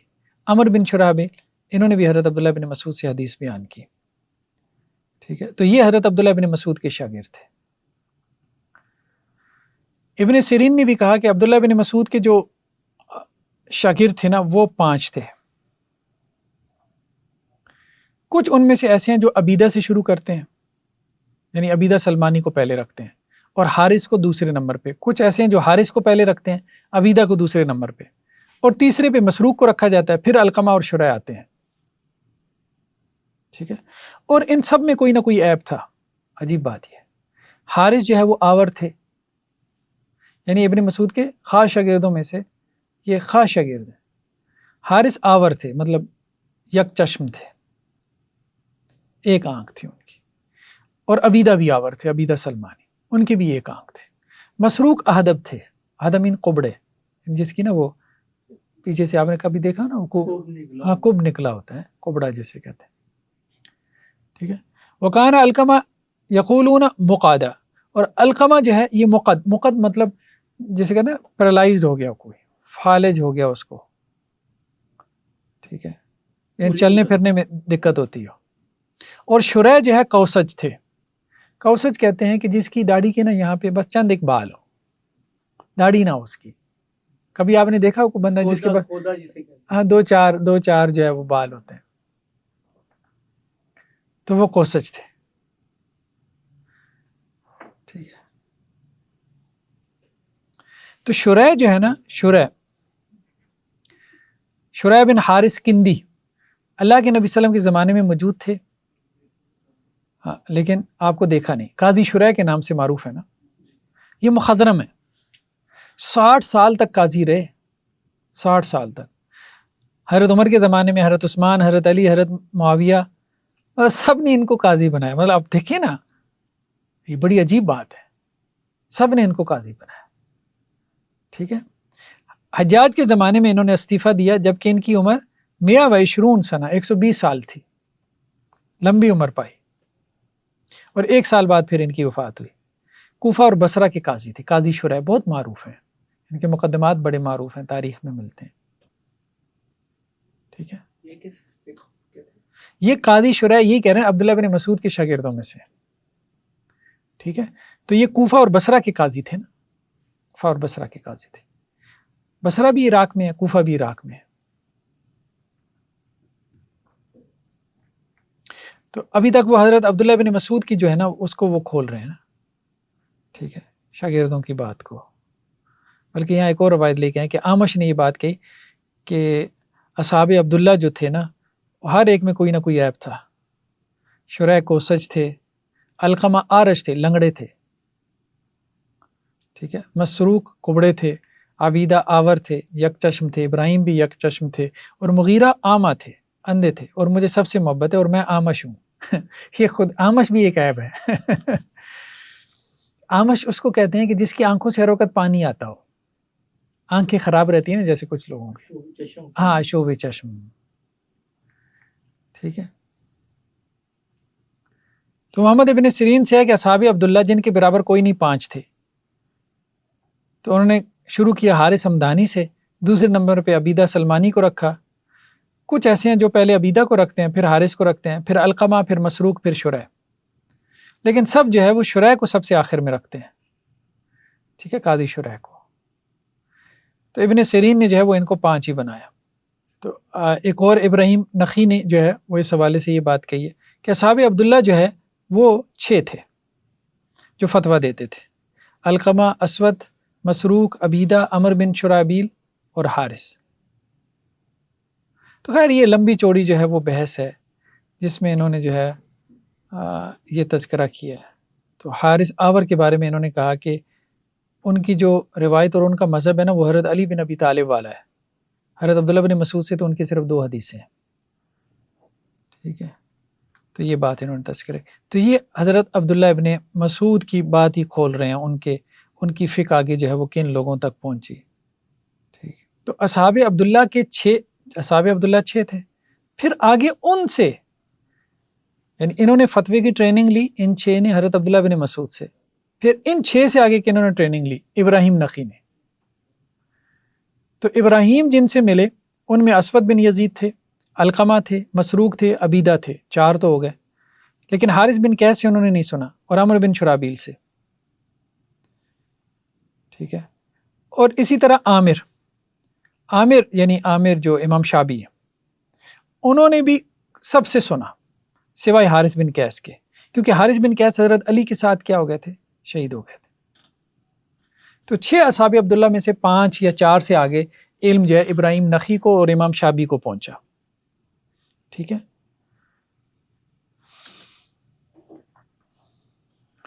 پھر اب ابراہیم نخی اور شعبی کا جو علم تھا وہ آگے کس کو پہنچا؟ وہ آگے پہنچا اعمش اور ابو اسحاق کو. ابو اسحاق السبیع جن کا تذکرہ پہلے گزرا ہے. ٹھیک ہے.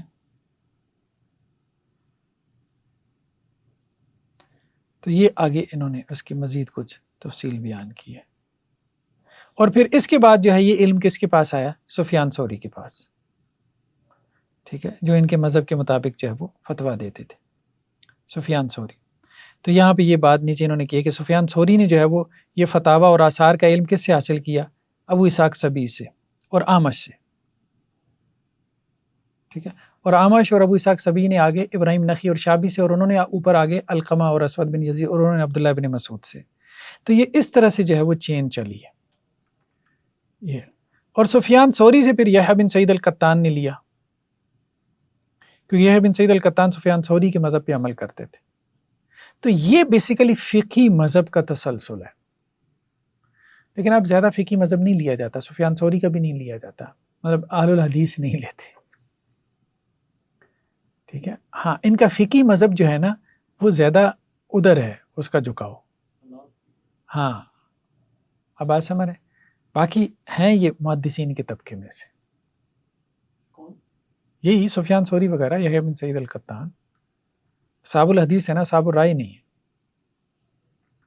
اس لیے آپ دیکھتے ہیں علی بن مدینی کے مواقف بھی آپ نے دیکھے تھے نا لاسٹ ٹائم، کن کے دیکھے تھے؟ یحییٰ بن معین کے، یحییٰ بن معین کے دیکھے تھے لاسٹ ٹائم، حال و رائے کے قریب قریب تھے، اور اب درمیان میں سیاسی سے بیان دے دیتے تھے، ٹھیک ہے۔ تو یہ وہ فقاہت جو ہے نا وہ منتقل ہوئی تھی۔ تو ایک عبداللہ بن مسعود کا بڑا تھا، دوسرا عبداللہ بن عباس کا، دوسرا مکتب فکر، فقی مکتب فکر۔ اب جو ان کے مذہب پہ چلتے تھے عبداللہ بن عباس کے، اور ان کے مسلک کو فالو کرتے تھے، ان میں عطا تھے، طاؤس تھے، مجاہد تھے، جابر بن زید، اکرمہ، سعید بن جبیر، ٹھیک ہے، یہ بھی 6 ہو گئے۔ زیادہ تفسیر میں ان کے اقوال ہیں لیکن فقہ میں بھی ہیں۔ تو ان میں سب سے بڑے عالم سعید بن جبیر ہیں۔ تو عطا کے بارے میں یہ کیا کہتے ہیں؟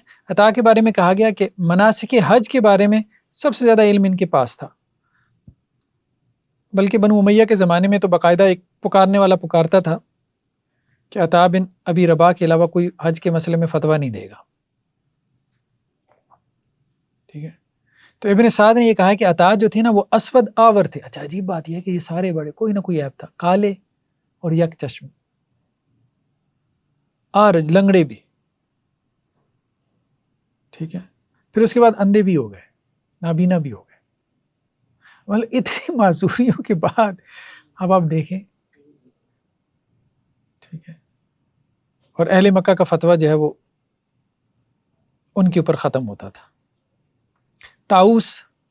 طاؤس جو ہے نا، طاؤس بن کیسان ہمیری، ٹھیک ہے، یہ بھی بڑے فقیہ تھے۔ کہا گیا کہ حلال و حرام کا علم سب سے زیادہ طاؤس کے پاس تھا، وہ حج کے مسائل اور یہ حلال و حرام کا۔ تو یہ بھی مکہ میں ان کی وفات ہوئی، اور سنہ 1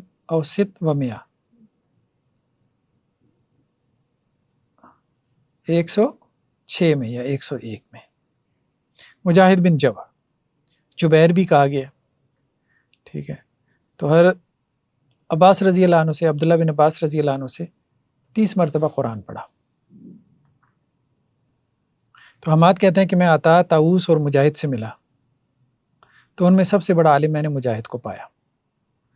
حسیف نے کہا کہ وہ تفسیر کے سب سے بڑے عالم تھے، اور عطا حج کے مسائل کے، اور وہ طاؤس جو ہے وہ حلال و حرام کے۔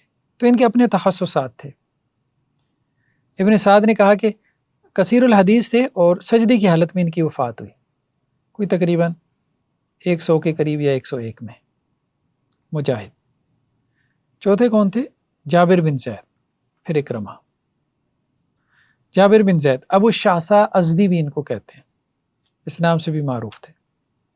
حضرت عبداللہ بن عباس نے خود ان کی تعریف کی اور کہا کہ اہل بصرہ کو چاہیے کہ جابر بن زید سے پوچھیں، ان کے پاس اللہ کی کتاب کا بڑا وسیع علم موجود ہے۔ تو کسی نے حضرت عبداللہ بن عباس سے کوئی سوال پوچھا تو انہوں نے کہا مجھ سے کیوں پوچھ رہے ہو، تمہارے درمیان جابر بن زید موجود ہے یا ان جیسا عالم موجود ہے۔ عمر بن دینار نے کہا کہ میں نے ابو شعثاء یعنی جابر بن زید جیسا عالم نہیں دیکھا۔ تو ان کی وفات بھی 93 میں ہوئی۔ اکرمہ بھی حضرت عبداللہ بن عباس کے خاص شاگردوں میں سے تھے، ٹھیک ہے، یہ بربری تھے، بربری الاصل تھے۔ تو عمر بن دینار سے ہے کہ دفع الیہ جابر بن زید مسائل، جابر بن زید نے مجھے کچھ مسائل دیے کہ میں اکرمہ سے پوچھوں، اور وہ کہہ رہے تھے کہ یہ اکرمہ جو ہے مولا ابن عباس ہیں، یہ سمندر ہے، علم کا سمندر ہے، ان سے پوچھو۔ اور سعید بن جبیر سے کہا گیا کہ آپ اپنے آپ سے بڑا کسی کو عالم سمجھتے ہیں؟ انہوں نے کہا اکرما کو، وہ مجھ سے بڑے عالم ہیں۔ علی بن مدینی سے ہے کہ 105 میں ان کی وفات ہوئی۔ سعید بن جبیر کے بارے میں تو شاید ہم نے پڑھا ہے پیچھے، ہیں ان کے بارے میں پڑھا ہے۔ تو ایک آدمی نے حضرت عبداللہ بن عباس سے کسی مسئلے کے بارے میں پوچھا، تو انہوں نے کہا سعید بن جبیر سے پوچھ لو، ٹھیک ہے۔ تو یعنی صحابہ گویا کہ ان کی طرف جو ہے وہ بھیجتے تھے۔ تو سعید بن جبیر بھی جو ہے وہ بڑے علماء میں سے تھے۔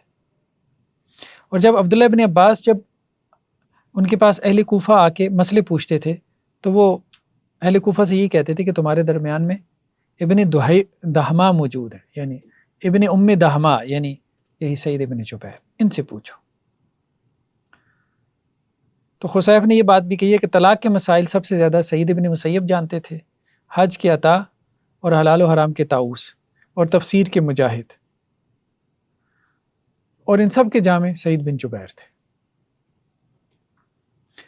لیکن حجاج بن یوسف سرکش نے ان کو جو ہے وہ 95 میں شہید کر دیا، ٹھیک ہے۔ تو یہ اصحاب عبداللہ ابن عباس ہیں، یہ بھی 6 ہو گئے۔ پھر ان کا علم جو ہے، یہ ان میں سب سے انہوں نے کہا کہ جی عالم سعید بن جبیر ہیں، یا علی بن مدینی نے بھی کہا وکان عالم الناس بہؤلاء۔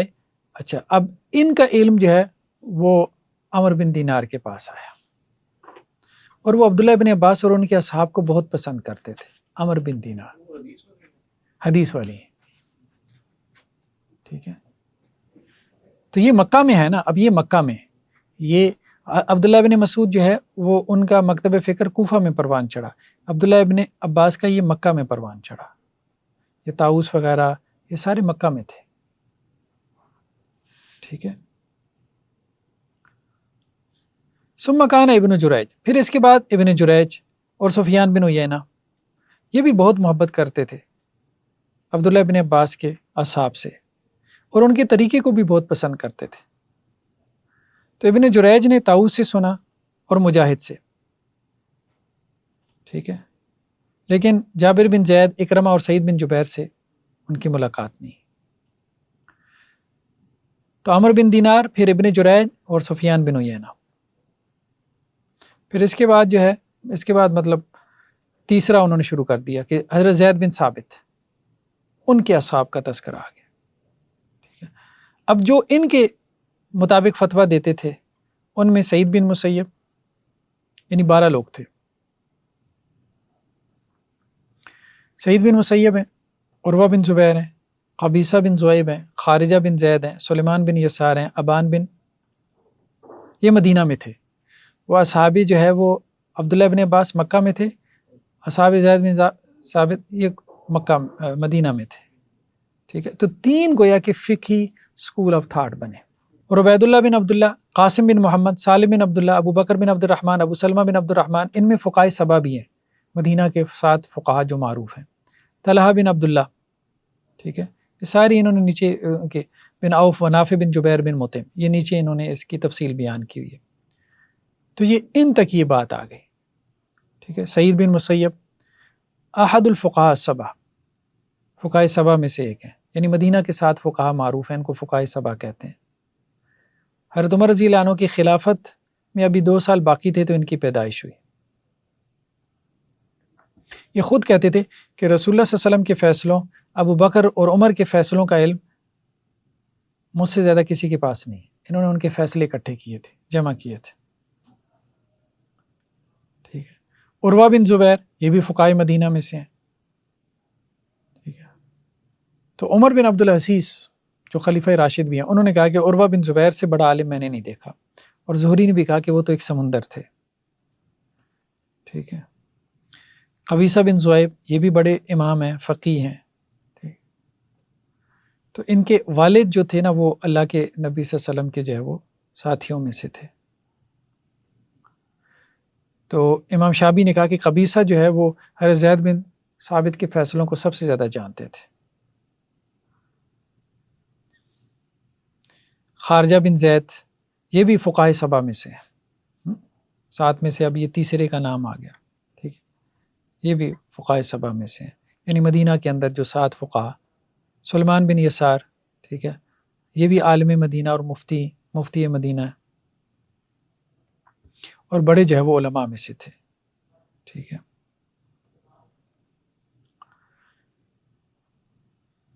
زیادہ تر جو ہے وہ سعید بن مسیب کی موافقت اختیار کرتے تھے۔ ابان بن عثمان بن عفان یہ حضرت عثمان کے بیٹے ہیں، ٹھیک ہے، یہ بھی جو ہے وہ مدینہ کے جو ہے وہ فقہا میں سے ہیں۔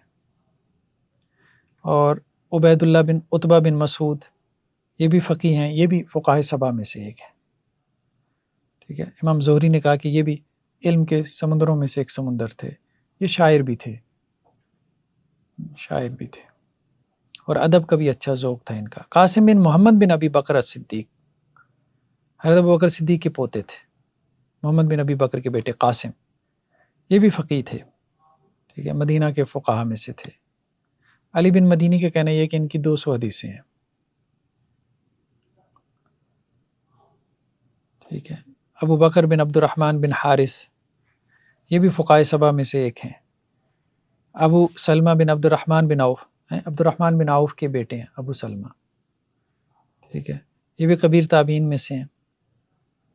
تو امام زہری نے کہا کہ 4 بڑے علماء میں نے دیکھے، عروہ بن زبیر، سعید بن مسیب، ابو سلمہ، عبید اللہ بن عبداللہ۔ تو زاہبی نے کہا کہ ابو سلمہ جو ہے وہ عبداللہ بن عباس سے مناظرہ بھی کرتے تھے اور ان سے رجوع بھی کرواتے تھے۔ تو یہ گویا کہ زید بن ثابت رضی اللہ عنہ کا جو مکتبہ فکر تھا یہ آگے پھر مدینہ میں پھیلا، حضرت زید بن ثابت سے اور عبداللہ بن عباس سے مکہ میں، اور وہاں پہ جو ہے وہ کوفہ میں ہوا، ٹھیک ہے۔ تو مدینہ کے مکتبہ فکر کا پھر زیادہ اثر آیا امام مالک کے اوپر، ٹھیک ہے۔ امام شافعی نے مکہ کا اثر لیا ہے، ٹھیک ہے، اور انہوں نے اپنا، امام شافعی نے مختلف جگہ سے اثر لیا، مکہ سے بھی، اور جو اپنا ہے امام ابو حنیفہ انہوں نے کوفہ کا اثر لیا۔ تو اس طرح سے گویا یہ اصحاب رسول کا جو آپ کہہ لیں فقہ کا علم تھا وہ پھر آگے نقل ہوا، ٹھیک ہے۔ تو یہ آگے انہوں نے کہا کہ جی کن کی ملاقات ان سے ثابت تھی، کن کی نہیں تھی۔ 12 میں سے 6 کی ملاقات تھی، 6 کی ملاقات جو ہے نا زید بن ثابت سے نہیں تھی۔ سعید بن مسیب، عروہ بن زبیر، قبیصہ بن زہیب، خارجہ بن زید، ابان بن عثمان، سلمان بن یسار، یہ 6 کی جو ہے وہ حضرت زید سے سماع ثابت ہے، ٹھیک ہے۔ باقی 6 جو ہے انہوں نے حضرت زید کی فقہ آگے نقل کی ہے لیکن ان کا سماع ثابت نہیں، ٹھیک ہے۔ اب ان کے بعد جو ہے ان 12 کے بعد یہ جو علم ابن شہاب زہری کے پاس آیا، اور یحییٰ بن سعید کے پاس، اور ابو الزناد کے پاس، اور بکیر بن عبداللہ بن اشج کے پاس، پھر ان کے بعد پھر جو ہے نا وہ مالک بن انس کے پاس آیا، پھر امام مالک سے ابن مہدی کے پاس آیا، اور ابن مہدی اس کے مطابق فتویٰ دیتے تھے۔ وہاں سفیان ثوری سے یحییٰ بن سعید القطان کے پاس آیا، یہ ابن مہدی کے پاس آیا، اور ابن مہدی سے پھر آگے امام احمد بن حنبل، ٹھیک ہے، وہ یحییٰ بن سعید القطان سے پھر آگے علی بن مدینی، اور علی بن مدینی سے امام بخاری۔ تو یہ فرق ہے، ان کے اندر بھی فرق ہے آپس میں، ٹھیک ہے۔ تو یہ اس طرح سے جو ہے نا وہ مختلف ان کے آپس میں بنے۔ یہاں انہوں نے نیچے جو ہے وہ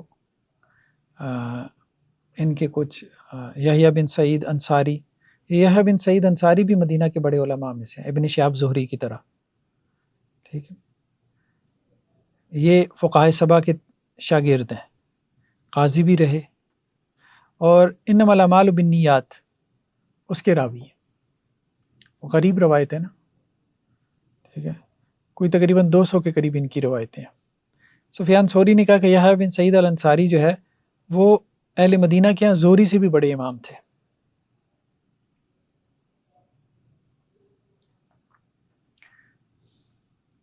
ابو الزناد بھی جو ہے وہ ائمہ اجتہاد میں سے ہیں۔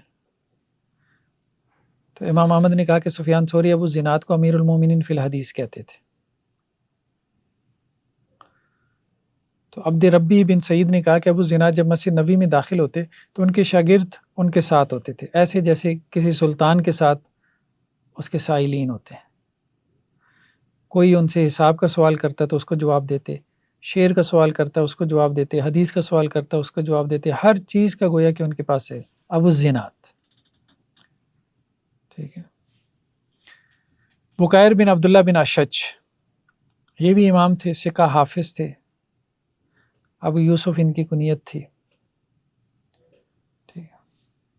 تو یہ بھی بڑے ائمہ میں سے تھے۔ تو بہرحال یہ ہے کل آپ کہہ لیں کہ جی جو شجرہ ہے جو انہوں نے بیان کیا۔ پھر اس کے بعد پھر آگے یہ چلے گئے اپنا، خیر آگے بھی لمبی چوڑی حدیث وہ تفصیل ہے، ابھی یہ چل رہی ہے انہی کے علم کے حوالے سے، ٹھیک ہے، کہ اصحاب نبی میں سے جو فتویٰ دیتے تھے اپنی فقہ کے مطابق وہ تین ہی تھے، عبداللہ بن مسعود، زید بن ثابت اور عبداللہ بن عباس۔ پھر ہر ایک کے شاگرد تھے جنہوں نے ان کے سوچ کے مطابق، ان کے منہج کے مطابق فتویٰ دیا، ٹھیک ہے۔ تو اصحاب عبداللہ جو ان کی قرات کے مطابق قرات کرتے اور ان کے قول کے مطابق فتویٰ دیتے تھے اور ان کے مذہب پہ چلتے تھے، علقمہ، اسود بن یزید، مسروق بن اجدہ، عبیدہ سلمانی، عمر بن شرابیل، حارث بن قیس تھے۔ ابراہیم نخعی نے ان کو شمار کیا، ٹھیک ہے۔ یہ پھر اور اسی طرح جو ہے وہ کان عالم اہل الکوفہ بے اصحاب عبداللہ، پھر عبداللہ کے جو اصحاب تھے ان کا علم پھر آگے ابراہیم نخعی اور شابی کے پاس آیا۔ شابی جو تھے وہ مسروق کے مذہب پہ چلتے تھے اور جو حضرت علی سے بھی لیتے تھے اور اہل مدینہ سے بھی۔ پھر مطلب ان میں سے برج بھی کیا نا، کچھ لوگوں نے برج بھی کیا۔ ابراہیم نخعی تو خالص کوفی رہے، تو شابی جو ہے وہ ادھر ادھر سے بھی لے لیتے تھے۔ تو ابراہیم جو تھے وہ صرف اصحاب عبداللہ کے مذہب پہ ہی رہتے تھے، تو وہ حضرت علی کے اصحاب سے بھی لے لیتے تھے، مسروق جو تھے، اور اہل مدینہ سے بھی لے لیتے تھے۔ ابو اسحاق اور سلیمان الاعمش آئے، یہ پھر جو ہے نا وہ اس کے بعد ان کے مذہب کو زیادہ جانتے تھے، اور پھر سفیان ثوری جو ہے وہ پھر ان کے مذہب کو زیادہ جانتے تھے، اور پھر یحییٰ بن سعید القطان، ٹھیک ہے، اور پھر زید بن ثابت جو ان کے مطابق جو ہے وہ فتویٰ دیتے تھے، وہ 12 تھے، ان 12 میں سے 6 کی ملاقات ہوئی تھی، ان کی 6 کی ملاقات نہیں ہوئی تھی، ٹھیک ہے، یہ انہوں نے بیان کیا۔ پھر وہ جو 12 تھے ان کا آگے آ گیا ابن شہاب زہری، یحییٰ بن سعید، ابو زناد، ابو بکر، ابن حزم کے پاس، ٹھیک ہے۔ پھر اس کے بعد امام مالک کے پاس آ گیا، کثیر بن فرقت کے پاس آ گیا، مغیرہ بن عبد الرحمن مخزومی کے پاس، اور عبدالعزیز بن ابی سلمہ ماجشون کے پاس، پھر ابن مہدی کے پاس آ گیا۔ اور پھر عبداللہ بن عباس کی بات کریں تو ان کے 6 ساتھی تھے، ٹھیک ہے، اور ان کا جو ہے وہ پھر وہ 6 کا معاملہ جو ہے وہ کیا تھا، سعید بن جبیر، جابر بن زید، طاؤوس، مجاہد، عطا، اکرمہ، پھر اس کے بعد جو ہے وہ عمر بن دینار، ٹھیک ہے، یہ ان کے مذہب کے مطابق چلے، اور ابن ابی نجی، ٹھیک ہے۔ تو پھر اس کے بعد ابن جریج اور سفیان ابن عیینہ آ گئے، جو سفیان ابن عیینہ بھی مکہ میں تھے، ٹھیک ہے۔ تو خیر بہرحال اس طرح سے انہوں نے جو ہے وہ آگے نقل کیا ہے۔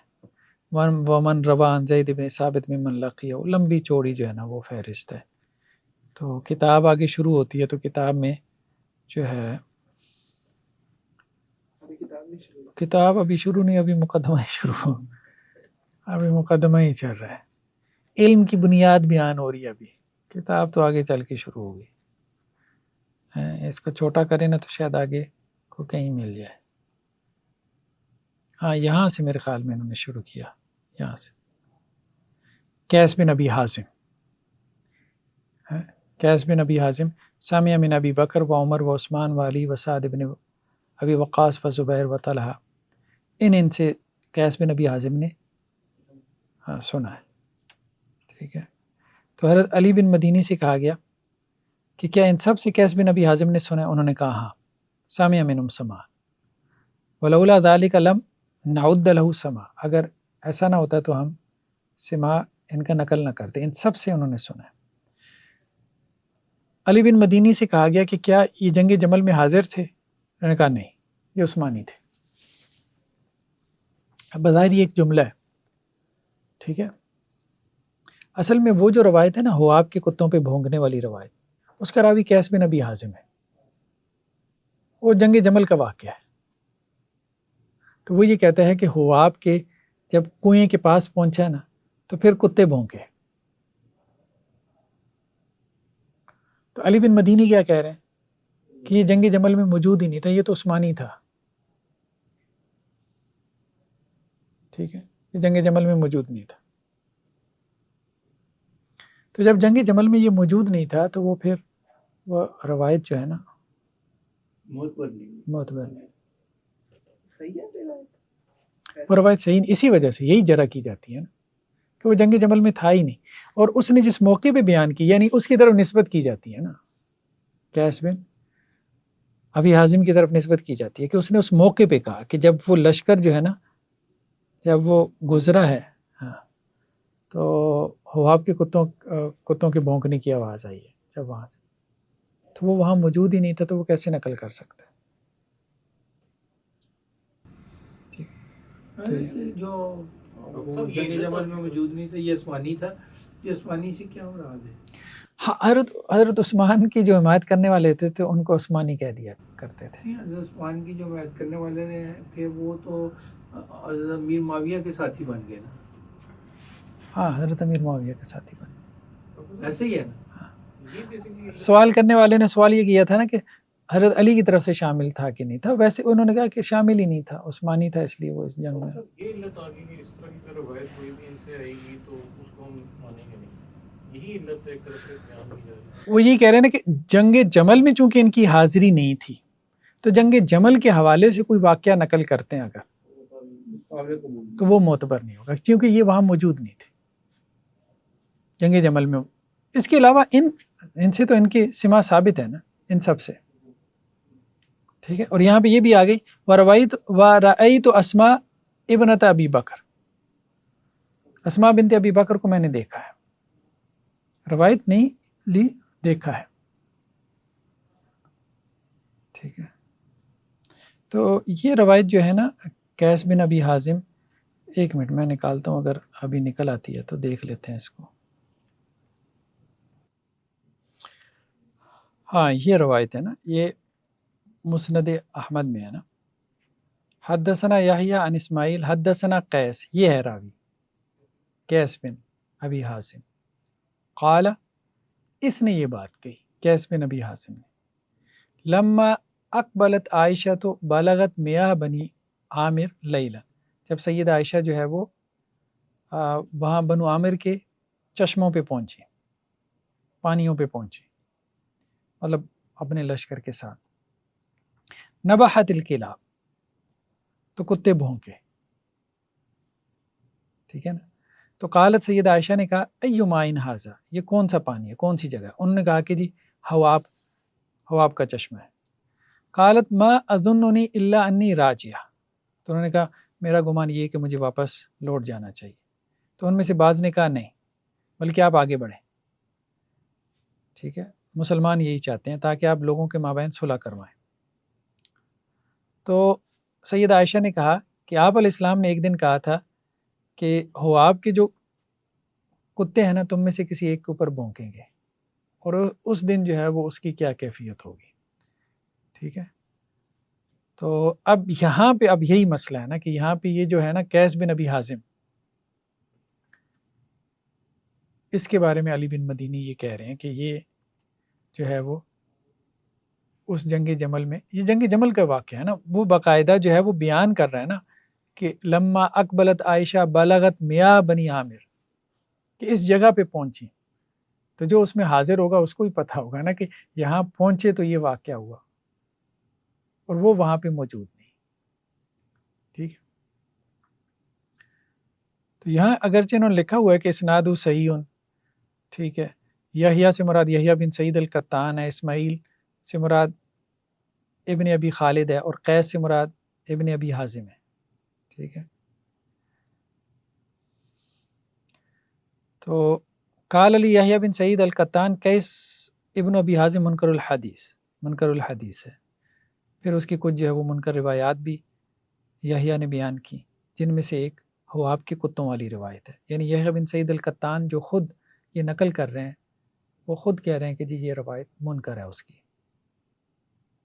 ٹھیک ہے، لیکن حافظ ابن حجر نے اس کی تعویل کر لی کہ ان کی مراد منکر سے جو ہے وہ فرد مطلق ہے. لیکن بہرحال وہ اصل میں بات یہی ہے کہ وہ وہاں موجود نہیں ہے، تو اس لیے وہ روایت منکر ہے. ہم نے یہ دیکھا کہ جو یہ فقہی مذاہب تھے کس طرح سے وہ تدوین ہوئے، ساروں کے چاہے ان کے وہ چیزیں کمزور ہوں، ہمارے اس سے موافقت نہ رکھتی ہوں، لیکن کیا یعنی کہ ان میں محصور ہے تین جو ہے ان مذاہب میں، اور ان کے اس میں ایک تو چیز وہ جو اطمینان اس میں ہو جاتا ہے کہ یہ پراپر ان کی روایت چل رہی ہے، بجائے اس کے کہ بندہ خود کوئی نہ کوئی براہ راست اخذ کرنا شروع کر دے. اس سے بہتر ہے یہ والا منہج جو ہے کہ کسی فقہی مذہب پہ چلنا ہے اور اس کے بارے میں. ٹھیک ہے، اس میں کوئی حرج کی بات نہیں، ہم نے تو کئی دفعہ یہ بات کی، کوئی حرج کی بات نہیں. لیکن یہ ہے کہ انہی کے ساتھ چلے، اس لزوم کی کوئی دلیل ہمارے پاس نہیں. یعنی ہم زیادہ سے زیادہ یہ کہہ سکتے ہیں کہ استحباب ہے، ریکمینڈڈ ہے، چلو لوگوں کو انکریج کرنا چاہیے. یا جیسے تقی عثمانی صاحب نے بھی یہی بات کہی ہے نا کہ تقلید کی جو دلیل ہے نا وہ انتظامی ہے. ہم بھی نہیں کہتے کہ شرعی ہے، یعنی معین کی تقلید، کیونکہ معین کی تقلید کی کوئی شرعی دلیل ہو ہی نہیں سکتی. معین تو صرف نبی کی. ہاں انتظامی مسئلے میں آپ یہی کہتے ہیں مصلحت کا تقاضا ہے، مفسدہ پھیل جائے گا، انتشار پھیل جائے گا، وہ بات ٹھیک ہے، وہ باتیں بھی سمجھ میں آتی ہیں. اس بنیاد پہ کوئی کہتا ہے کہ جی تقلید کرنی چاہیے ائمہ میں سے کسی کی، اور لوگ کر لیتے ہیں، یا ہمارے اہل حدیث اس کو اتباع کہہ دیتے ہیں، تو اس میں کوئی حرج کی بات نہیں ہے میرے خیال میں. لیکن اس کو پھر اس کو بھی وہ یہ نہ کہیں نا کہ جی اب لازم ہے ساری کریں، جو نہیں کر رہا تو وہ بدتی ہے یا وہ گناہ گار ہے. اب یہ بھی غلط ہے پھر. ٹھیک ہے، عامت الناس کو تو کرنی چاہیے. علماء میں بھی اگر کوئی کرنا چاہتا ہے، کوئی اپنی صلاحیت نہیں پاتا تو ٹھیک ہے، نہ کرے. ٹھیک ہے، تو اجتہاد نہ کرے، تقلید کر لے. لیکن اگر کوئی اجتہاد کرنا چاہتا ہے علماء میں سے، تو اس کے لیے رستہ کھلا ہونا چاہیے. کہنے کا مقصد یہ ہے. باقی یہ ہے کہ وہ کوئی نیا فقہی مذہب اب مدون نہیں کر سکتا، یعنی پاسبل نہیں رہے گا نا. ممکنہ آراء نص میں سے 10 رائے نکل سکتی تھی، 12 نکل سکتی تھی، وہ نکل چکی ہیں، وہ ان میں سے کسی ایک میں ہی کرے گا. چلیں اس بات